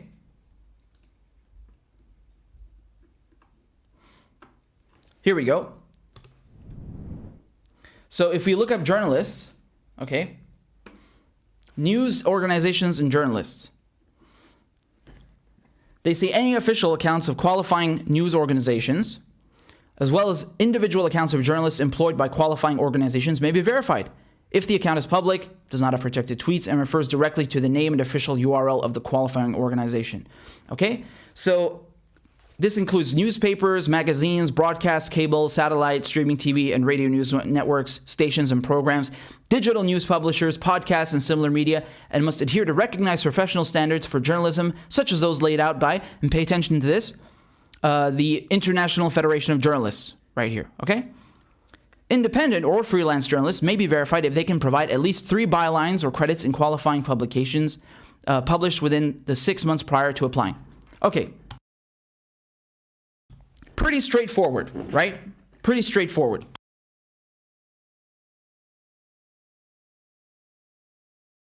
So I go to apply, and they ask for 3 bylines, okay? So I sent them 3 articles that I wrote and were published in the last 6 months for RT, right? I wrote one about Palestine, about the, the onslaught against Gaza. I wrote one about the spy cops, these authoritarian bills that they've passed in the UK, spy cops, overseas operations bill. God, it's hard to keep up with them. And the anti-protest bill. And then the other article was also about Syria, I believe. I don't know. I've written a few now for RT. So definitely, more than 3, no problem. And I sent them all my videos for RT as well. Right? So I've also done an equal amount of videos. This is just within the last month. Never mind the last 6 months. This is just the last month already. I have all of this to show them. I also sent them a link to my television program on Press TV. Okay? A television program, a broadcast. So not just articles and videos. There's also a television program involved on satellite. I sent them a link to my biography on Press TV, which is, by the way, this is another option to get yourself verified on Twitter. So you can pick, do I show them 3 bylines, or do I show them my biography on the website of a news organization? I did both. I gave them more than just 3 bylines, and also the biography. I sent them my website. I sent them my YouTube channel, right? We're over 40,000 subscribers already. Amazing, right? Thank you so much. Thank you so much. I'm blessed. And what happens? Oh, sorry, we couldn't verify you. Look, this is what they sent me, man. Check this out. Can you believe this? They said, we've reviewed your request to have your Twitter account verified. This account will not be verified because it does not meet our criteria at this time. If you'd like to review our guidelines for being verified, please visit our help center. If you believe the account may be a good candidate for verification in the future, we encourage you to submit again after 30 days. What does that even mean? What does that even mean? It doesn't meet our criteria. Why can't you explain how that doesn't meet your criteria? I mean, I'm honestly astonished. I literally work 3 fucking jobs. Not 1 job, not 2 jobs, 3 jobs as a journalist. 3. I got my YouTube, right? Independent journalist, my YouTube channel since day 1. I have a television program on Press TV, a weekly television program. I'm a contributor with RT, articles, videos. And who knows what next, inshallah, right? What is this? 3 jobs, not 1, not 2, 3. You know, I can maybe understand, maybe, if I had only the YouTube thing. Because, you know, I don't know what their thing is with independent journalists, what they would consider that. I don't know. It wouldn't make it any less journalistic. It's just because, you know, having a broadcast, being a contributor on, I mean, 2 of the biggest outlets, some of the biggest outlets in the world is more than enough. Not 1, 2 outlets. What is this? What is this? Listen, I don't care about your opinion of me or your opinion of RT or your opinion of Press TV, you know, who all do excellent, magnificent anti-imperialist work.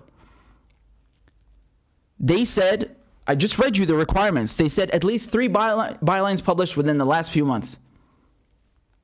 And I also did the other option with the biography. So what is this, man? What is this? What is this? And it's not just me, huh? It's not just me. They've done this also with Danny Haifong, right? So you guys know Black Agenda Report, right? So Danny and Roberto, so Danny Haifong and Roberto Servent, they wrote this book, American Exceptionalism, right? And I had Danny on the show to talk about it. They're such awesome people. Everyone at Black Agenda Report is just an absolute gem. I mean, really, Glenn, Margaret, Danny, Roberto, they're just great. I love them, really. I hope they're watching. Shout out to you guys. And they were very kind enough to have me do an interview on Black Agenda Report. This is like almost a year ago. I don't know, it was back in, I think, August, September last year. And Danny has also not been verified. Look, he commented under my thread. Look what they say here. Same thing happened to me. Yeah, why am I not surprised? Why am I not surprised? You know why they do this? They do this because they only want to legitimize Western, pro-Western voices. Guess who's also never been verified? Julian Assange. You know, the guy we just talked about who's facing 175 years in jail for what? For journalism. Founder of WikiLeaks. 100% accuracy reporting. What is that? We know exactly what this is. This is an effort to undermine, to subvert, dissenting voices, adversarial voices who don't conform 100% to, Western imperialist narratives, all of the crap propaganda that comes out of the West. That's what it is, right? I've seen ambassadors, foreign dignitaries, ambassadors who have not been verified. How do you not verify an ambassador? That's the ambassador. He's a state official. He's a foreign dignitary. Oh, that's right. From a country that the U.S. doesn't like. Now I get it. It's really funny when people think that Twitter is a private company, or they think that Facebook and all these big tech companies are private. They're absolutely not private. They're literally the opposite of that. Not only do we know from the Snowden leaks that they're like this with the government, like this, for going all the way back over a decade already and more and beyond. When Microsoft had already put a backdoor in what was it, Windows 98? In 98, they had already put an NSA backdoor in Windows back then. So not only that, not only do we have proof thanks to Glenn's work and Snowden's revelations, but also just by the simple fact that they have interfered in other countries' elections directly. So, in 2009, when you had these protests in Iran that, the election results are illegitimate, the State Department, the U.S. State Department, contacted Twitter and told them not to do any maintenance on the website. And Twitter agreed. They literally help the U.S. State Department enforce, implement, carry out their foreign policy objectives, literally interfering in the election because they wanted people to continue using Twitter to, spread the word, to hype up protests and come out against the government, right, in Iran. That's what it was. And you know damn well in 2010, 2011, during the so-called Arab Spring, depending on the country, they also, social media, Facebook, Twitter, they were used as vehicles for that, right? But this is, I mean, the least of the issue. We know from the PRISM program alone is astonishing in of itself, right? So we have much more concrete evidence than that. But just to go back here, I'm just saying that this is a process carried out by a human being. Twitter had removed verification applications. They stopped them for a while now and redesigned the whole thing with the intent of making it more accurate, of making sure that who gets verified is, conform to their standards or whatever. So we know very well that they've given a lot of care and attention to this, right? It's not some bots doing it, some random computer. Okay? There are people who are actively deciding who can bear the mark of legitimacy and who can't. And it's not just Twitter, it's Facebook, it's Instagram. You have to understand something, man. This is not just about I want a stupid fucking blue check mark next to my name. This is about knowing that, you don't have fraudulent accounts. This is about knowing that people can come and trust the information they got because they know that's your account. Do you understand? And when we also look at the fact that they use this to undermine dissenting voices and make them seem less legitimate and less, less legitimate and correct. That's what it's about, right? When you go and see a blue check mark said something, well, I think people are waking up already to what a blue check mark is. But, usually before, for a long time at least, most people, when they see a blue check mark and they see, oh, this is a verified account, it's just subconsciously you assume that the opinion or the fact or the information or whatever they're saying is true and correct and to be believed. And so it's just weird that you have a pattern of people who are, anti-imperialist or, who expose Western narratives who are not getting it. That's it. I mean, as far as I'm concerned, when you have almost 100,000 followers on Twitter, I think I'm at 76,000 now, alhamdulillah, thank God. Just for the sake of fraud, just for the sake of accuracy, you should be giving that out, dude. And I work 3 jobs as a journalist. I'm more than qualified for your standards, and you won't give it. What does that tell you? You go and make what you will of that. I told you what happened. You go and make what you will of that. All right? And not just me, of course. I gave you other examples. Make what you will of that. All right? So, just a little story I thought I'd share with you. That's what I wanted to tell you. All right? And speaking of social media, just before we end this segment, again, we have a Telegram channel now, so you'll get updates about live streams, about new videos, new articles. You should definitely go and join it. The URL is very simple. It's t.me, so tango.mama.echo/Medhurst. t.me/Medhurst. All right?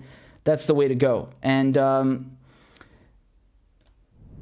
you'll get all these notifications there for live streams, articles, videos, tweets. And then, of course, we have Rockfin, ROKFIN.com. This is an alternative to YouTube. There's no censorship. I don't have to worry about putting my own country's name in the title of the video. This is good.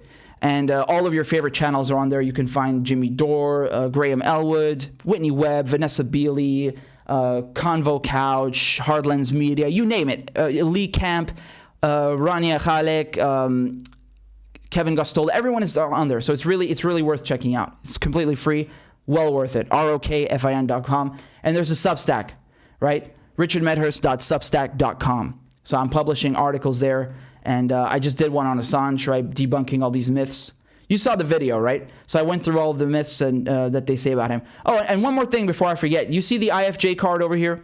So this is one thing that I wanted to mention to you.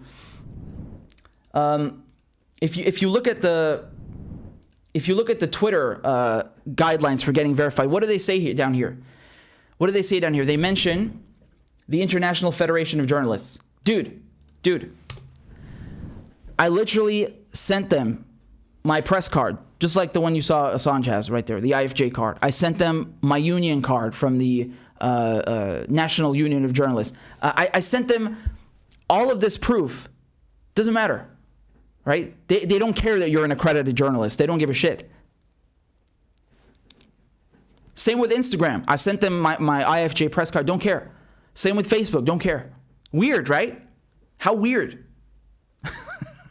Something odd. I don't know what it could be. Anyway, we'll see, right? We'll see. So there you go.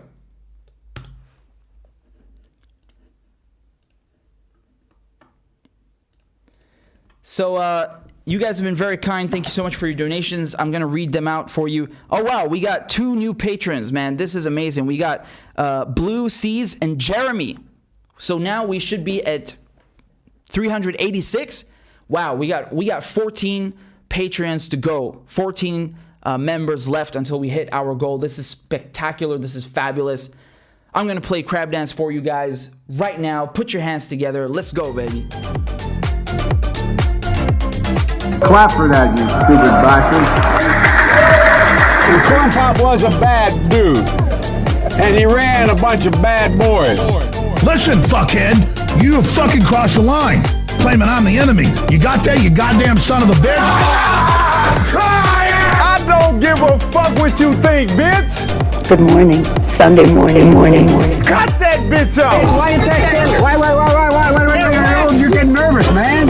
Calm down. It's okay. Okay. Suck my dick and choke on it. I yield my time. Fuck you.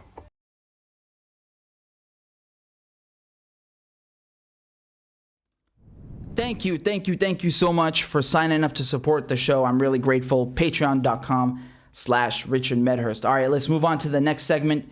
You guys are very kind. You guys are very generous. I'm very grateful. And let's keep on going with the news. By the way, we got a super chat over here from Mark Davis. Has gotta love the crab dance. Amen. You know it. You know it, baby. Thank you, Mark.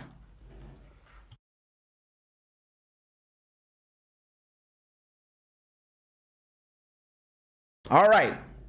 Just give me a sec. I'm setting up the next one. All right. Let's switch on over here. Let's go to this one. So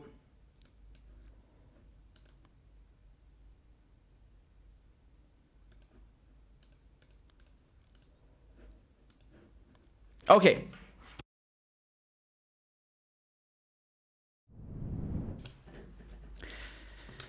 So, the Americans, they have gone and left their biggest base in Afghanistan in the middle of the night.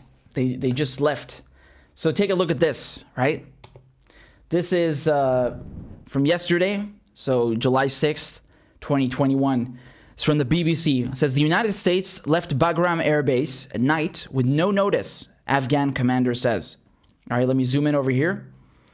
The U.S. military left Bagram Airfield, its key base in Afghanistan, in the dead of night without notifying the Afghans, the base's new commander said.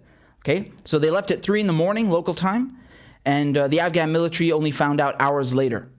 That's insane. Bagram also contains a prison. It contains a prison. And look at this. They have 5,000 Taliban prisoners in there. They just left them. I mean, well, you know, it's not like the United States is exactly a beacon of human rights and, you know, abiding by the Geneva Convention. Nevertheless, this is incredible. This is incredible, honestly.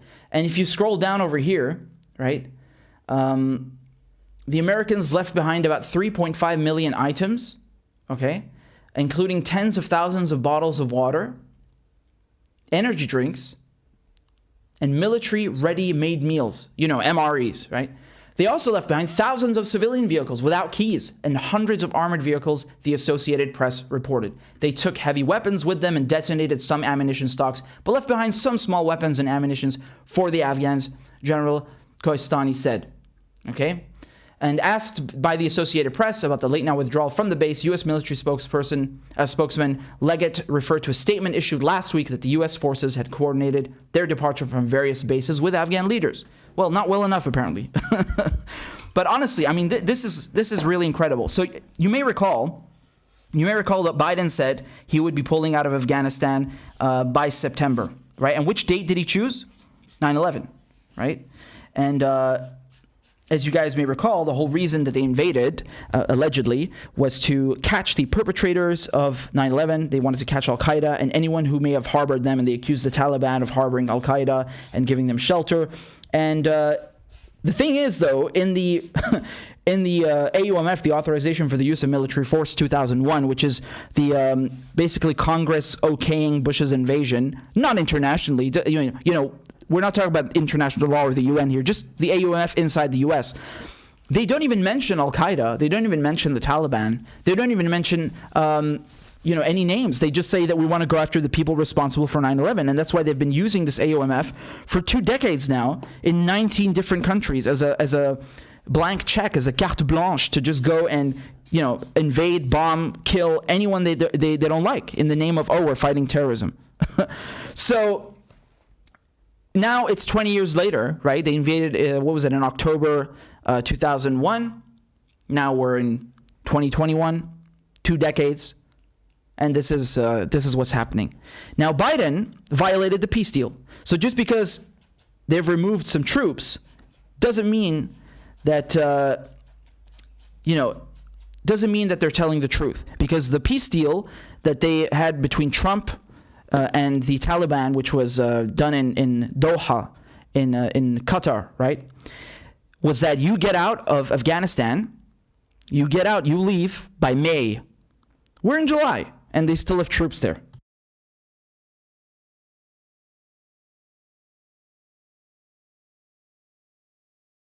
Now the issue is that we don't know about the contractors. There was a point during Obama's reign where, correct me if I'm wrong, we looked at this together a few weeks ago. There was a point during Obama's reign where there were more contractors than actual service members in Afghanistan. But they're still doing the same job, right? They're still occupiers.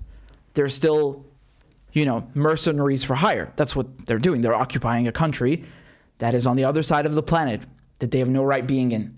Along with Australia and Britain, of course, all of them committing war crimes, the most disgusting, inhumane, just gut-wrenching things imaginable. I covered the Australian and British SAS. I did that for Press TV. I covered it in articles. It is really, it makes me sick to my stomach. So, they turn Afghanistan upside down, and Biden says he's going to leave by September. But he's only talking about U.S. troops. What about the contractors? What about the CIA? People tend to forget that the first so-called troops who invaded Afghanistan were the CIA's paramilitary wing. Afghanistan wasn't invaded like Iraq, okay?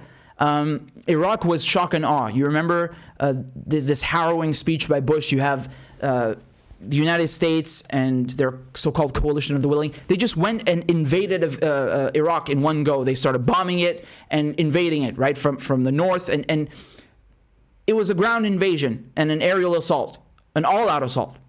Shock and awe. Afghanistan was obviously also an invasion, but not in the same way. The first troops who were really on the ground there were these CIA paramilitaries, right?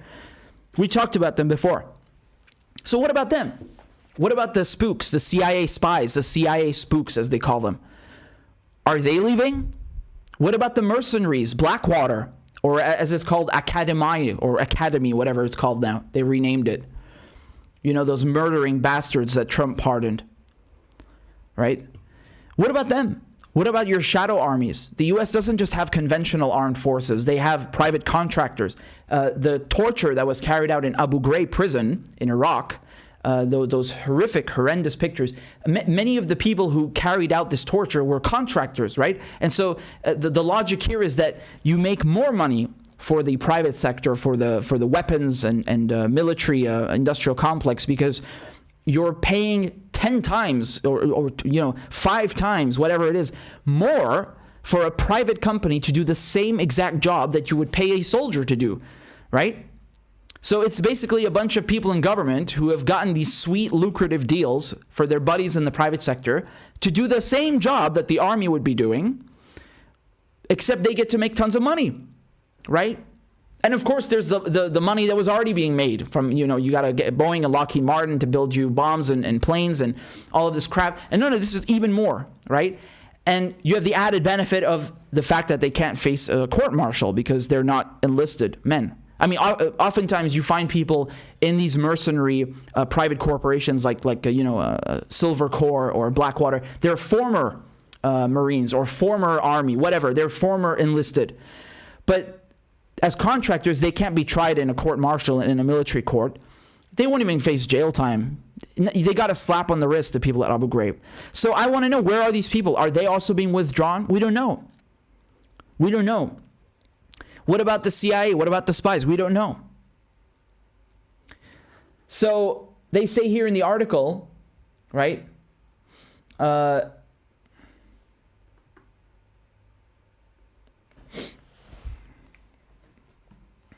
If you look here, they say the withdrawal of U.S. troops from Afghanistan is more than 90% completed, the Pentagon Central Command said on Tuesday.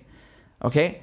Now, if you recall, Liz Cheney and a bunch of Democrats, they tried to block Trump from withdrawing because, Liz Cheney, of course, is Dick Cheney's demon spawn, and he didn't help. He started with Bush, the Afghanistan war and the war on terror and the mass surveillance and the war in Iraq, et cetera, right? And she tried to, she banded together because this was the idea of opposing Trump was like, no, we need more war. And so Trump, as big of a sack of shit that he is, he actually drew down the number of troops. I think it was from 15,000 to 2,500, right? And then Biden comes along and now he's going to withdraw more. But the Taliban don't care because the Taliban have said this and repeatedly said this because that's the deal. They said all foreign troops must leave. They must leave, right? So this idea that's, President Biden has set a deadline of 11th September, the 20-year anniversary of the 9/11 attacks, for American troops to fully withdraw, okay? But reports suggest the pullout may be complete within days. Yes, because if they want to, of course they can pull out within days. They're just dragging it out. And again, we don't know if this is just enlisted men or it's also contractors and spies, right?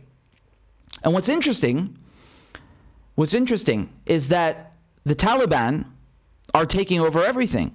They're making advances. It even says it in this article and the one before it, right?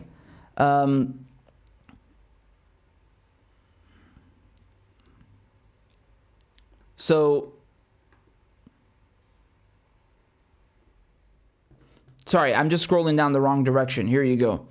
The Taliban have been advancing rapidly in Afghanistan as U.S. troops withdraw. So, the whole point they told us was that, we have to go to Afghanistan to get rid of Al-Qaeda and also of the Taliban who sheltered Al-Qaeda. What did that accomplish? Obviously nothing, because the Taliban will take back Afghanistan in a matter of days, weeks. They will take it back, right? You cannot win in Afghanistan. The Americans, they tried and failed. The British tried and failed. The Russians tried and failed. You cannot win on someone else's home turf. Same goes for Vietnam. The same goes for Iraq and Syria. You cannot win on someone else's home turf. You will always be beaten. Same goes for the Israelis who think that they can be smart with Hezbollah or with Palestinians. You will never win on someone else's home turf. Forget about it. Now, in another way, the Americans did win. What did they win? Just look at the geography. Where is Afghanistan? Where is Afghanistan located? It's right next to all of these former Soviet Union satellite states, right? It's got China to the north, right? It's got Iran to the west. It's got Russia also to the north and China to the east. So Afghanistan has always been a strategic spot. Of course, it has lots of mineral wealth. And I'm not just talking about the poppies. I'm talking about actual mineral wealth. It's not just about that, man. The idea of Afghanistan was to be a thorn in the side of Iran, to be a thorn in the side of China, Russia, and just have an American base, a permanent American military base and presence in the middle of Asia. That's what it's always been about, right? And they've tried extending this axe, of course, from Afghanistan all the way to the Mediterranean, right? Iran, Iraq, Syria, Lebanon, they've always been trying to take over these countries to have an entire axe of American presence and force in this region. So now, what is happening? The Americans, their troops, their enlisted, might leave at the very least. Again, we don't know about the spooks and the contractors. But here's what's happening. Turkey. Okay, this is from VOA. You can go find the other ones here at Foreign Press as well, Foreign Policy. Turkey pushes for role in Afghanistan after U.S. pullout. So what's going on here, what's happening now, okay, is that they're saying, oh, the Americans are pulling out and leaving, but actually Turkey might have a bigger role. Yeah? So Turkey, you know, they might, they've already been guarding and they might continue to guard the Kabul International Airport and take charge of administration and you know, administrative buildings. And the reason that they've been doing this, I mean, just look at Erdogan, what he's been doing. He's been sending mercenaries and terrorists to fight in Libya, trying to establish a foothold there. He's been occupying northern Syria, Idlib, and also supporting terrorist groups there for many years now. It's the last terrorist stronghold in Syria. And you have tens of thousands of jihadists there. And now he's trying to have a footprint. He's trying to have a foothold in Afghanistan as well, right? And this accomplishes another thing as well.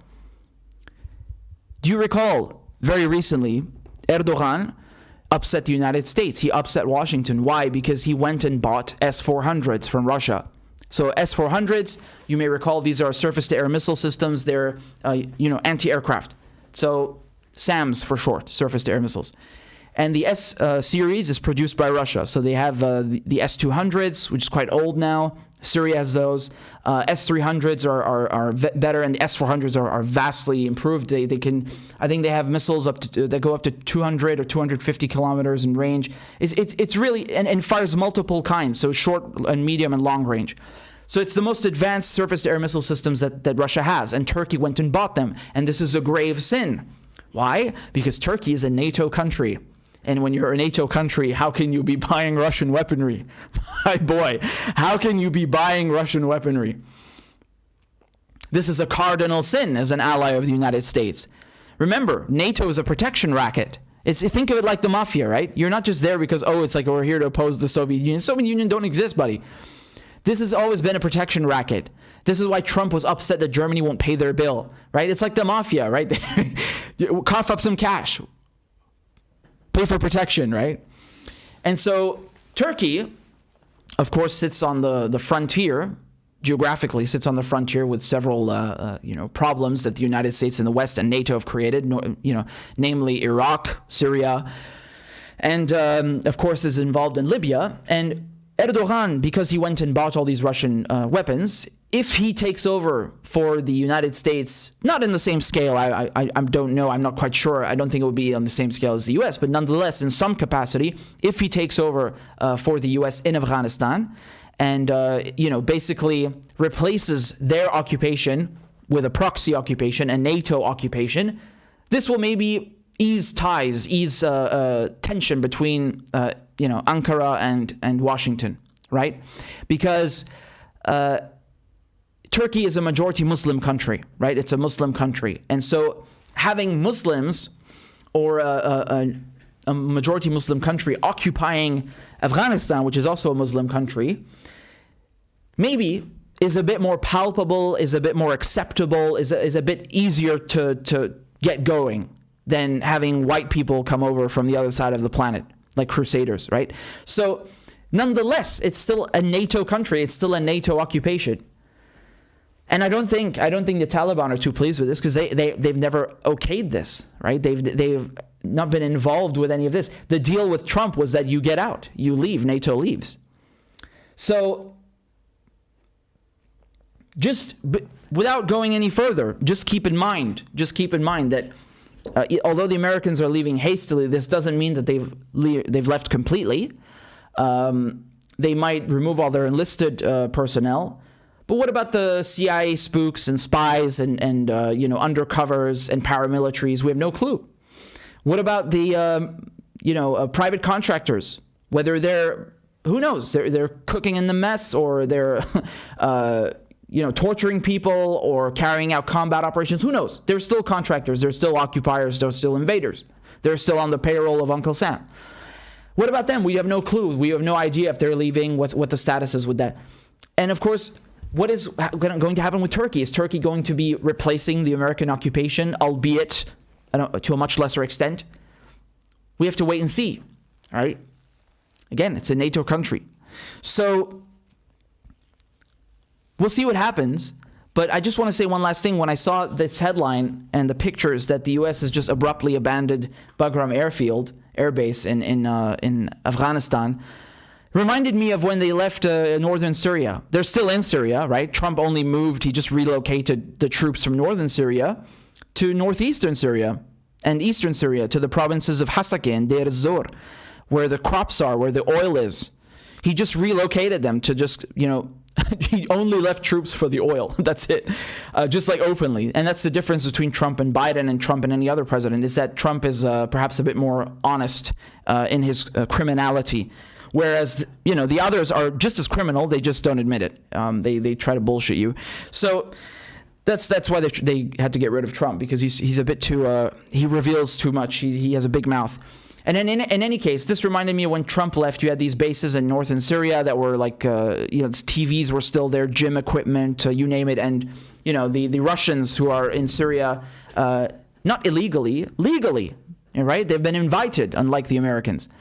They've helped crush ISIS. They've helped crush Daesh and all the various terrorist proxies that the West has helped ferment. So the Russians, they posted videos, filming these American bases that have just been abruptly abandoned like that. Right? So in any case, you can see how the occupation, they're bleeding themselves dry, right?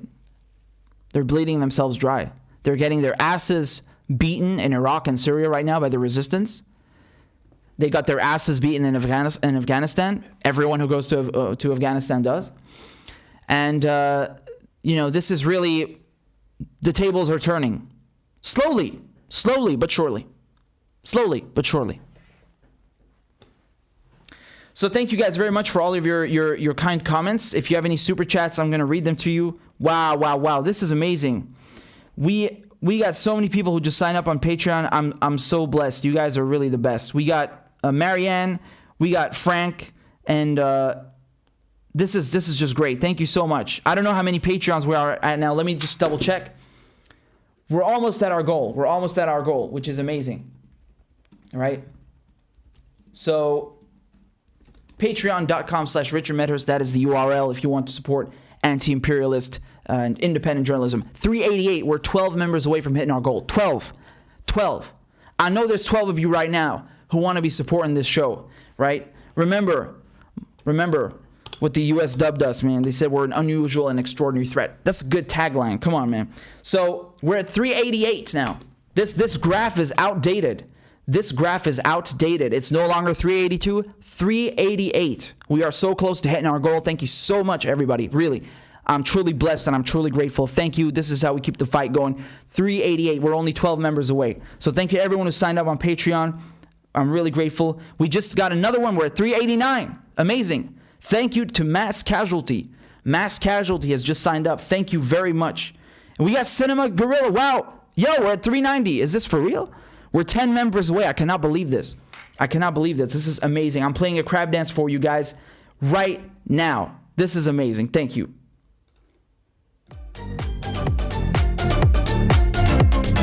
Clap for that, you stupid bastard.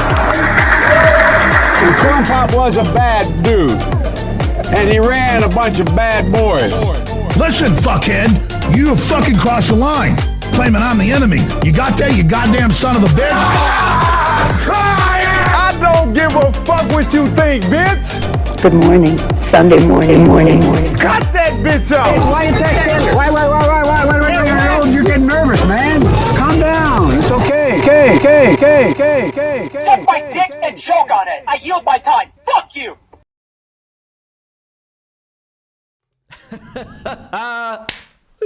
Oh man, every time we hit the milestone, I always update the crab dance. So I have another one. I'm working on another one for you. a better one and a more updated one. And when we hit 400, which is in 10 members, I'm going to unveil it. Thank you so much. You guys are absolutely amazing. Also, I was just going quickly like, shit, quick update the number. We got to update the graph. It's got to show 390 now. Amazing.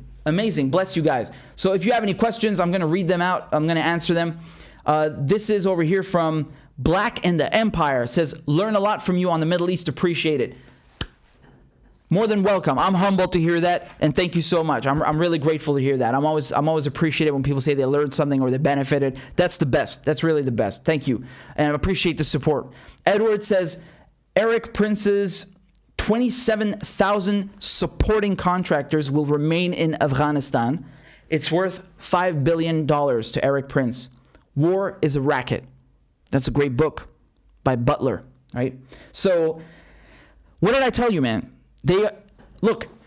Let's get something clear. Maybe I should reiterate this.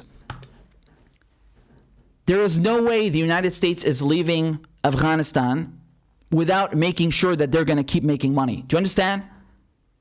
The only reason they're leaving is because they found another way to keep making money. So whether they leave private contractors there, whether they leave their CIA spies and paramilitaries, whatever other game they've got cooking, whether it's Turkey that takes over for them in a limited capacity or a smaller capacity, Uncle Sam will keep making money. But make no mistake, the tide is turning.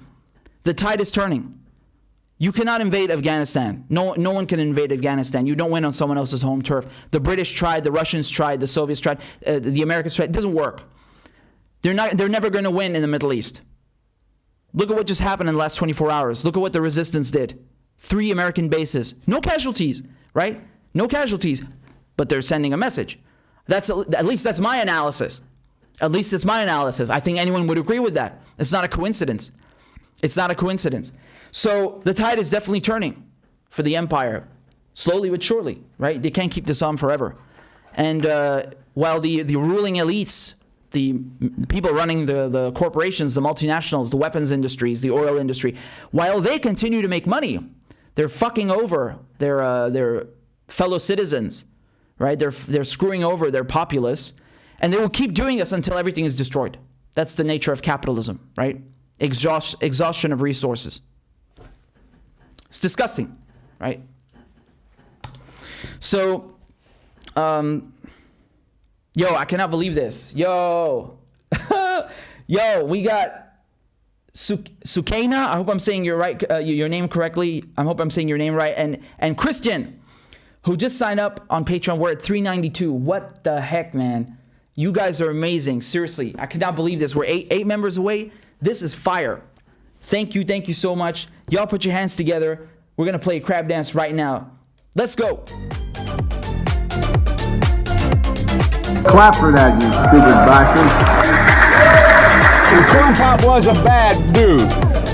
And he ran a bunch of bad boys. Listen, fuckhead, you have fucking crossed the line. Claiming I'm the enemy. You got that, you goddamn son of a bitch? I don't give a fuck what you think, bitch. Good morning. Sunday morning. Cut that bitch off. Hey, why you texting? Why? You're getting nervous, man. Calm down. It's okay. Okay. Suck my dick and choke on it. I yield my time. Fuck you.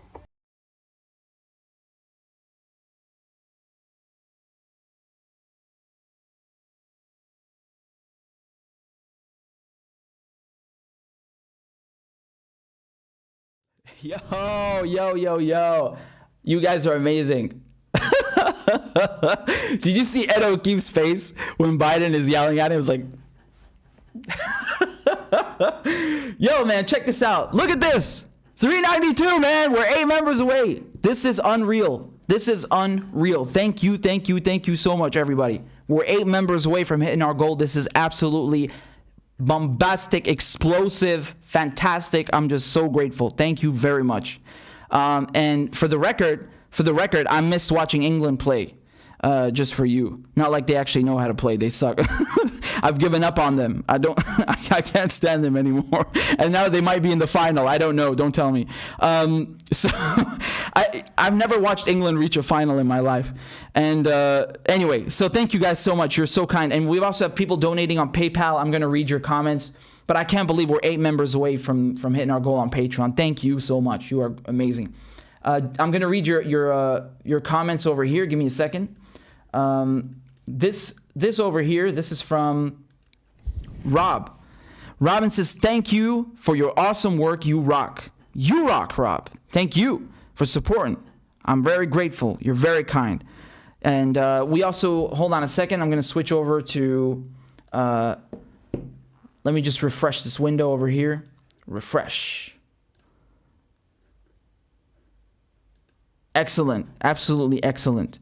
We got another donation on Venmo. This is from Marianne. Thank you so much, Marianne. I'm very grateful. That was very generous of you.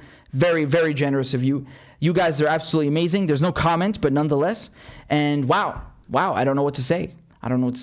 Again, just a friendly reminder. Please make sure that you sign up on Telegram, because there's a chat in there, so we can chat to each other.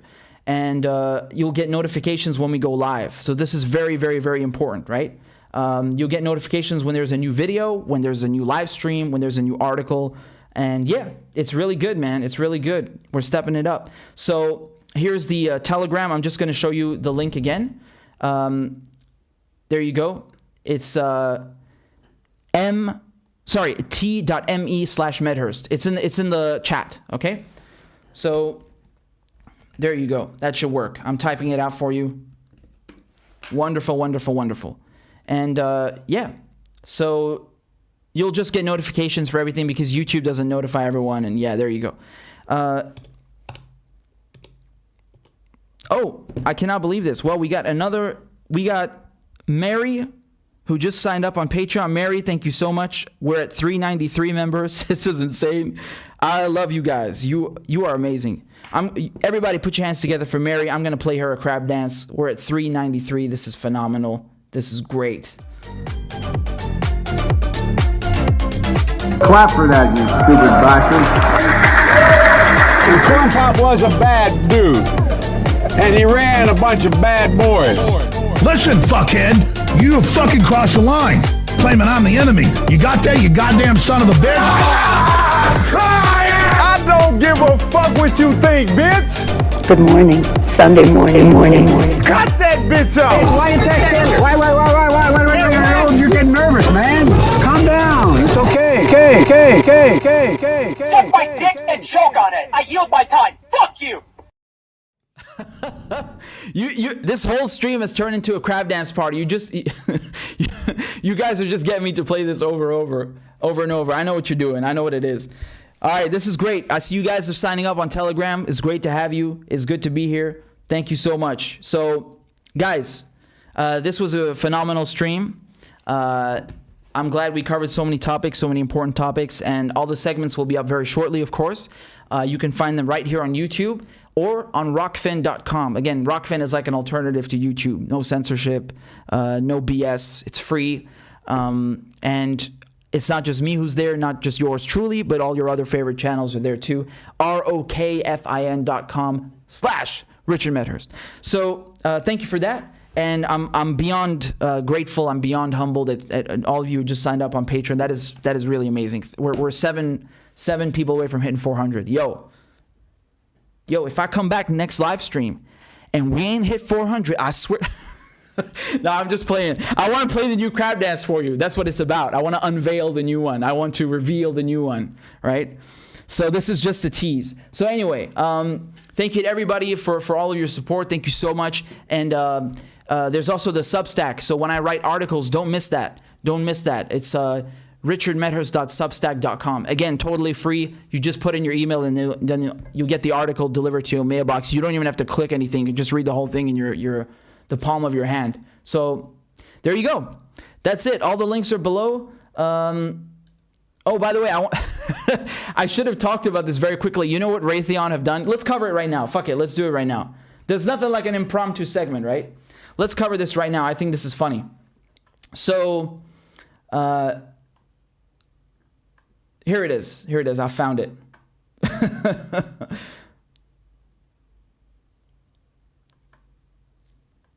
Okay, hold on. Got it. So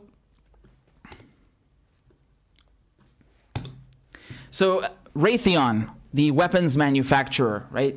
They have something new in the works. They have something new cooking. So let me show you this latest news, this scoop. Okay, take a look.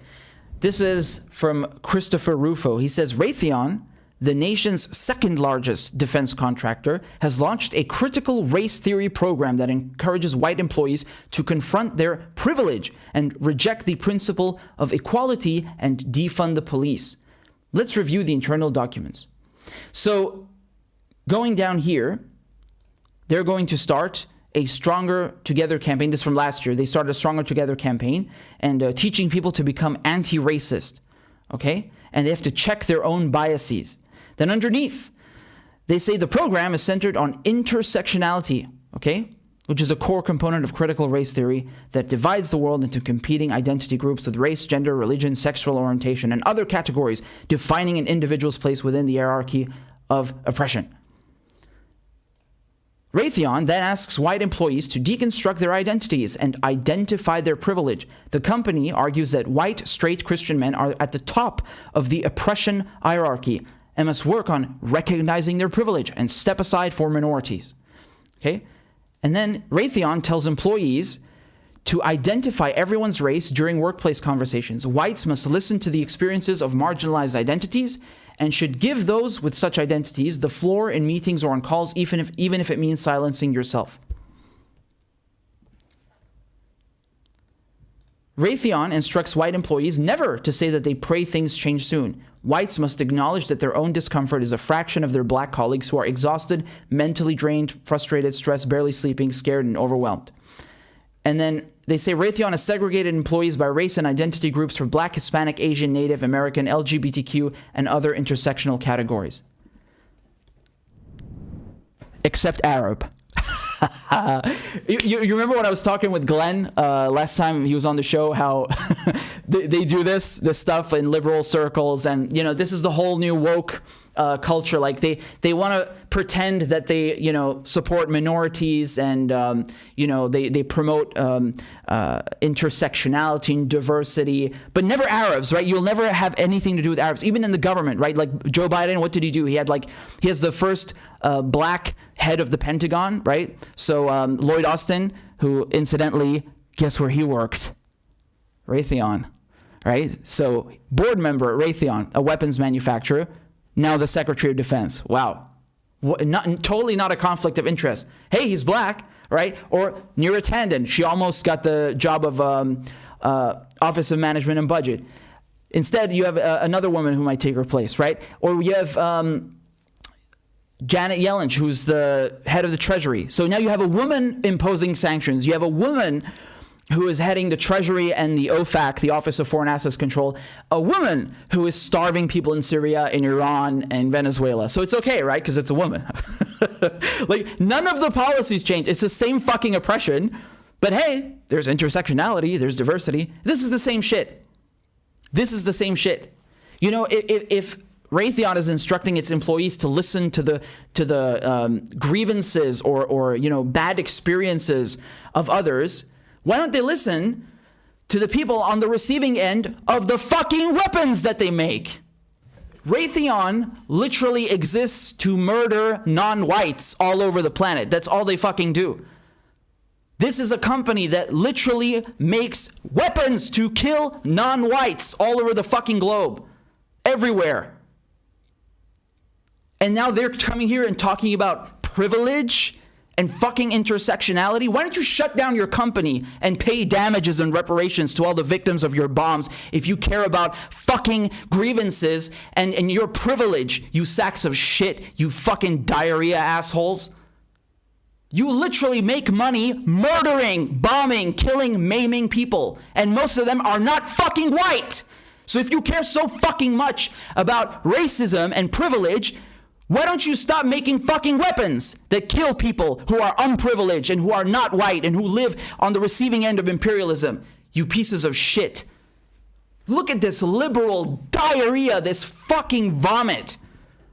This is their idea of anti-racism? Oh yeah, we're going to continue imperialism. We're going to continue manufacturing fucking missiles and bombs to murder people across the world but we're going to do it in a work-friendly manner.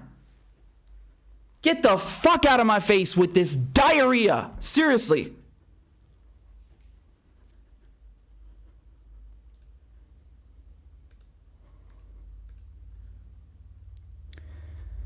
So I'm done.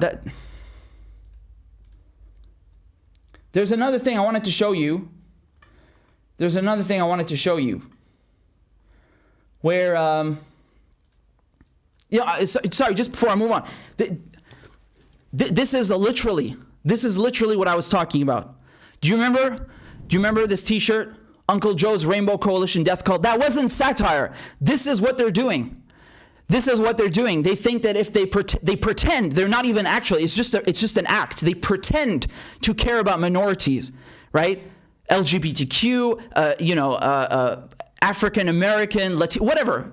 They can excuse their imperialism. They can excuse their oppression and their exploitation and killing of non-whites and other marginalized groups everywhere, right? That wasn't a joke, man. This is not satire. This is literally Uncle Joe's Rainbow Coalition Death Cult. That's it. That's what it is. I wasn't joking when I made this. This wasn't a joke. This is real. This is what they're about. So this is the only difference between Trump and Biden, right? They just do, diverse imperialism, diverse oppression, diverse colonization, diverse murder. That's the only difference. What a farce. What a goddamn farce, man. So,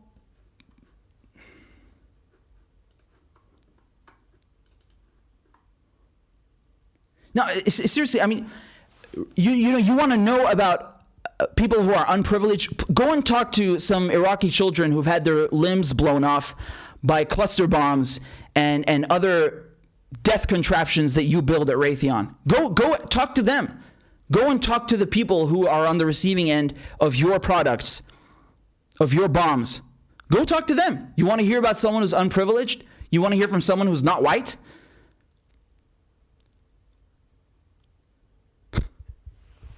You think they would do that? They're never going to do that. You don't hear from those people. They don't exist. They don't exist as far as they're concerned. They don't exist. They're expendable. Everyone else who's not American is expendable, right? It's so disgusting, man. So,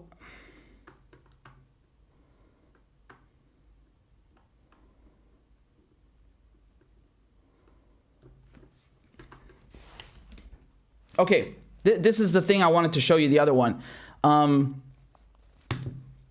So a French journalist asked U.S. Secretary of State Blinken about Julian Assange. So I'm going to play the clip and then we'll discuss, all right? D'alerte Julian Assange. Il est toujours menacé d'extradition aux États-Unis. Il y a eu plusieurs appels ici en France et en Europe à abandonner les charges contre lui. Qu'est-ce que vous leur répondez aujourd'hui ?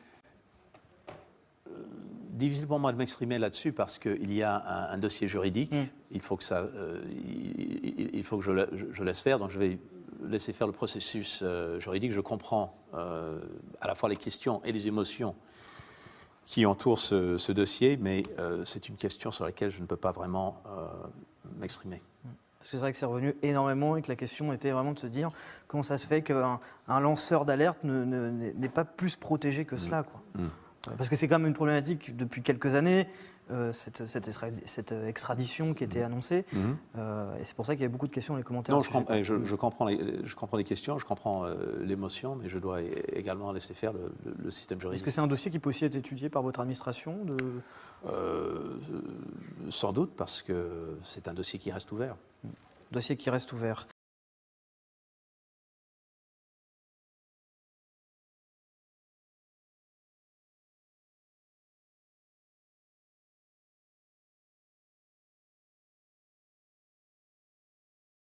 Unbelievable, right? So you know what I said?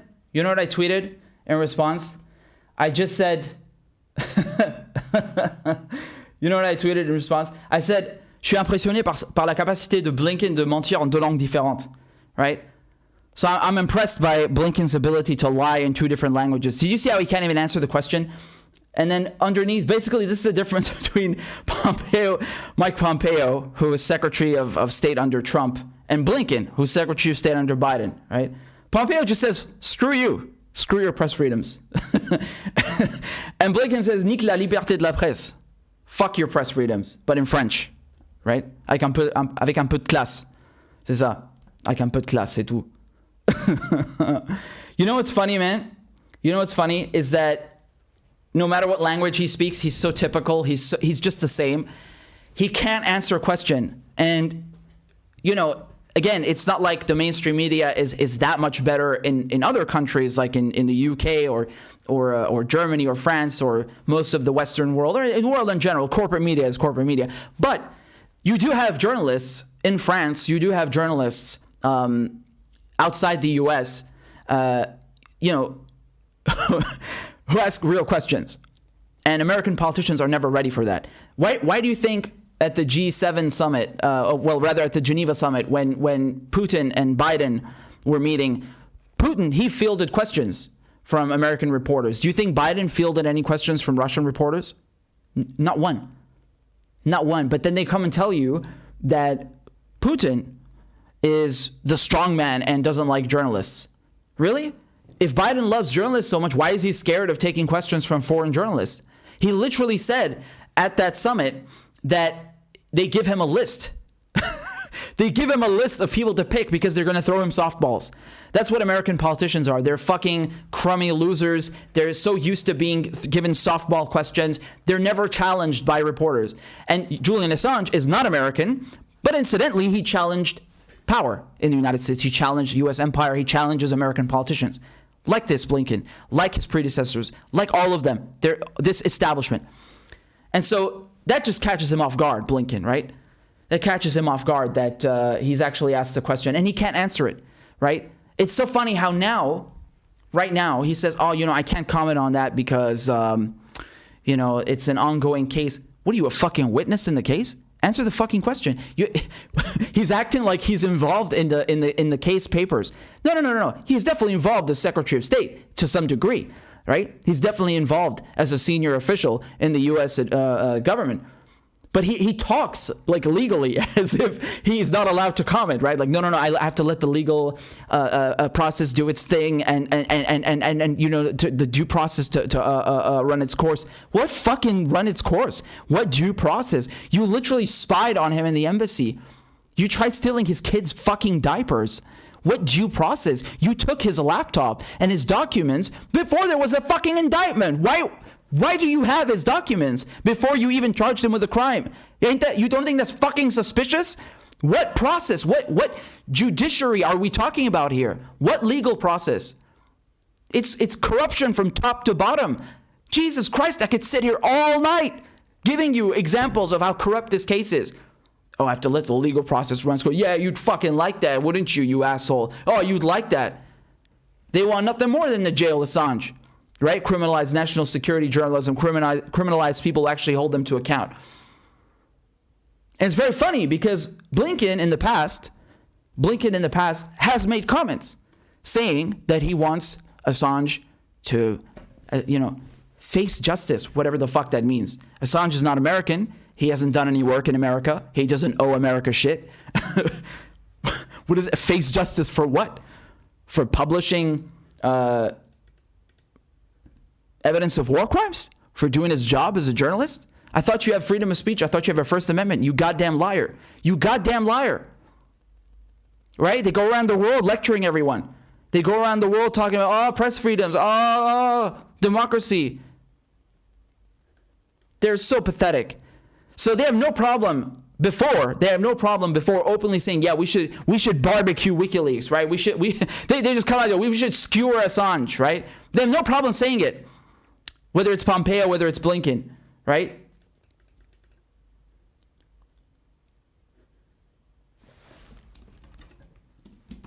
So it's interesting because before Mike Pompeo, right?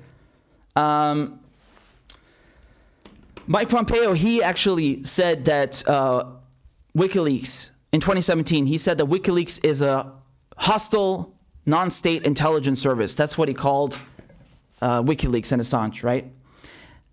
And the defense brought this up.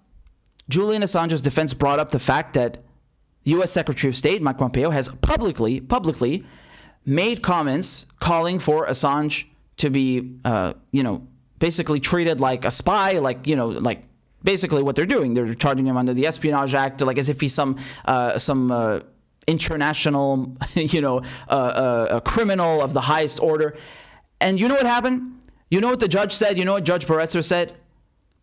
We were looking at the ruling just earlier, right? And I covered this. I told you the day of the judgment that Pompeo only said that when he was head of the CIA. But once he became Secretary of State, he never said anything against Assange. Therefore, this is not a political witch hunt. What? Lady, it's the same dude. It's still Mike Pompeo. So just because he got a promotion, that means that he did not say those comments? Hello? That makes it okay because he got promoted to Secretary of State? It's the same guy. He said that about WikiLeaks. He called WikiLeaks a hostile, non-state intelligence service. Of course it's a political witch hunt. Of course they're going after him because it's political and not because he actually committed a crime or that they have any jurisdiction over him, right? So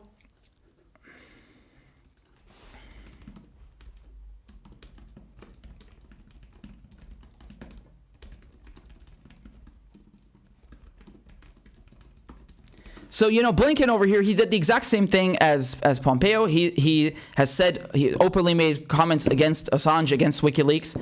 And now he's saying, I can't comment. I think the legal process should just run its course. And, it's just unbelievable to me. I cannot believe that Judge Baretzer thinks that it's okay for Mike Pompeo to say that. It wasn't just Mike Pompeo, by the way. Jeff Sessions, right, who was the Attorney General. And then Trump fired him, you remember? He also made public comments against Assange. So you had multiple senior officials in the Trump administration openly decrying, attacking, making hostile remarks against WikiLeaks and Assange, indicating that they have some sort of resentment, they harbor some sort of contempt towards Assange. And so how could you possibly consider this a fair or, consider that these charges have been brought in good faith against Assange? You cannot. And it's the same thing here.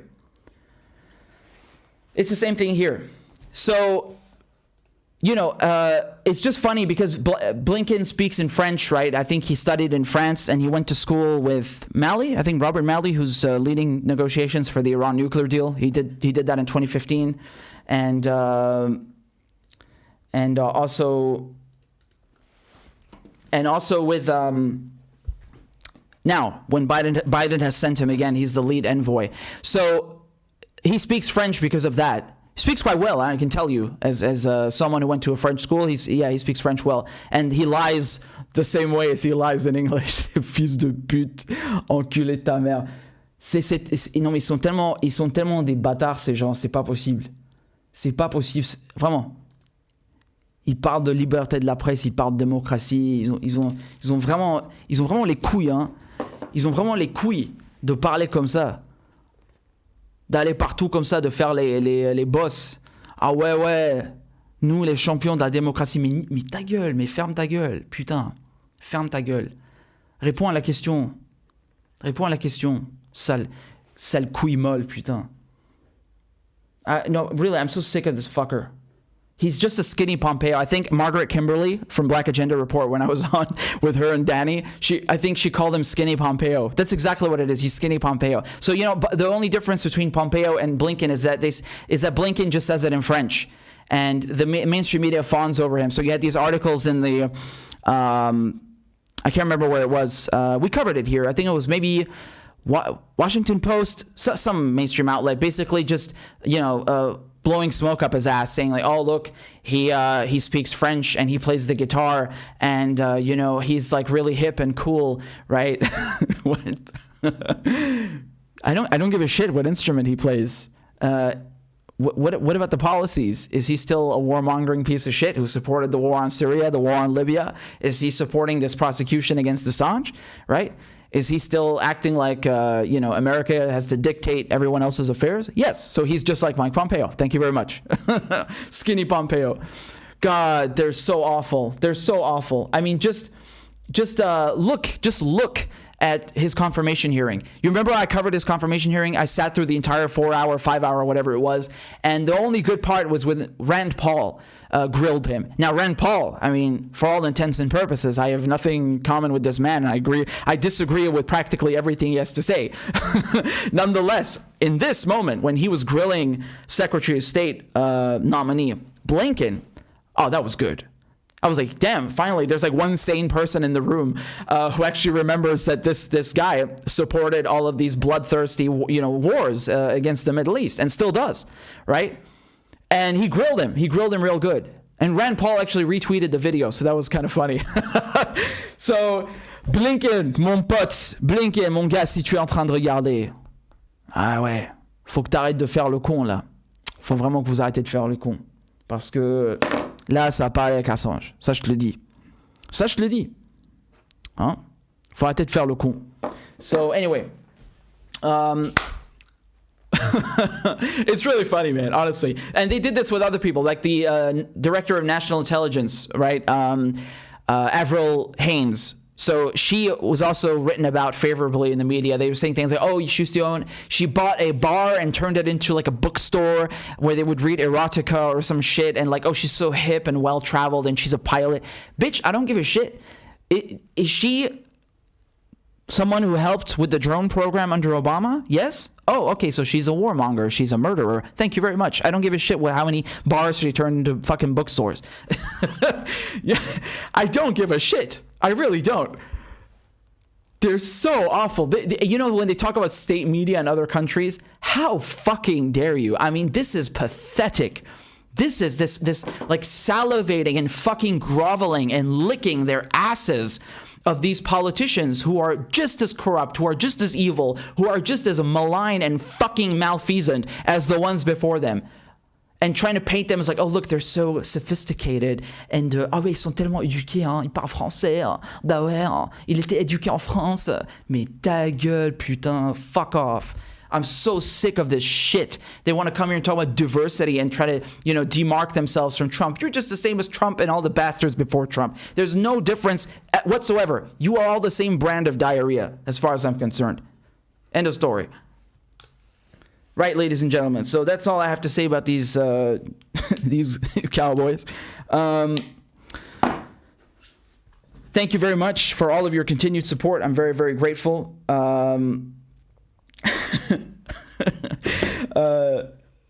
pas mon père. We got some super chats on Rockfin. This is from Sully. Thank you so much, Sully. I really appreciate it. Over here, we got one from Jorge. Thank you so much. Says, thanks for the amazing work you do. I learn a lot of stuff thanks to you. We need more Richards from a citizen of one of the empire's vassals, Switzerland. My regrets. Continue comme ça. Ah, bah, ça fait plaisir. Merci beaucoup. D'ailleurs, j'ai habité un peu à Genève, hein, donc quand j'étais petit. C'était bien. J'ai bien aimé. Et merci beaucoup pour ton soutien et pour le soutien de tout le monde qui regarde. Et voilà. Ça fait plaisir de lire les commentaires comme ça. Merci beaucoup, franchement. Thank you very much. So, I'm just checking if I didn't miss anything else. I just want to make sure I got everyone's comments on YouTube, on Rockfin, and wherever else we may be watching. Just give me a second to refresh. Janice sent a tip with no comment, but she sent a tip nonetheless. So thank you very much, Janice. You're very kind, very generous. And we also, amazing. We're at 393. We're 7 members away from hitting our goal. Bless you guys. Thank you so much. This has been a phenomenal stream. I think we covered a lot of topics. It was very good. And I'm so grateful for you tuning in and for your support. And even just sharing the videos, liking or commenting. This helps with the algorithm. It's really productive and really helpful. And please remember to join the Telegram channel. It's absolutely free. And you will get alerts when we go live, when I post a video, when I post an article. It's the bomb. Okay, so come on in. Let's chat. We got a chat room going, and you'll get notified for sure, unlike YouTube that doesn't actually notify you all the time. They notify me for some reason. I get emails when I go live, although I don't really need one because I'm going live. So anyway, that was it. Thanks so much for tuning in. You guys are amazing. And I'm going to leave all the links below, all of the things, you know, that you might want to sign up for, Substack, Rockfan, whatever. And if you want, ask me a question or something, you can send in one over YouTube or Venmo or Cash App or PayPal, whatever is good for you. Thank you so much. I'm very grateful. You guys absolutely rock. Absolutely, absolutely rock.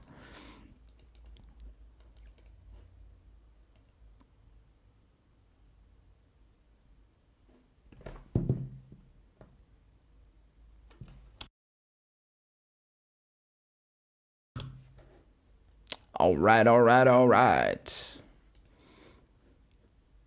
Hold on. How do I pull up this thing over here? Oh my God, with blinking, man, this is unreal. Oh yeah, here we go.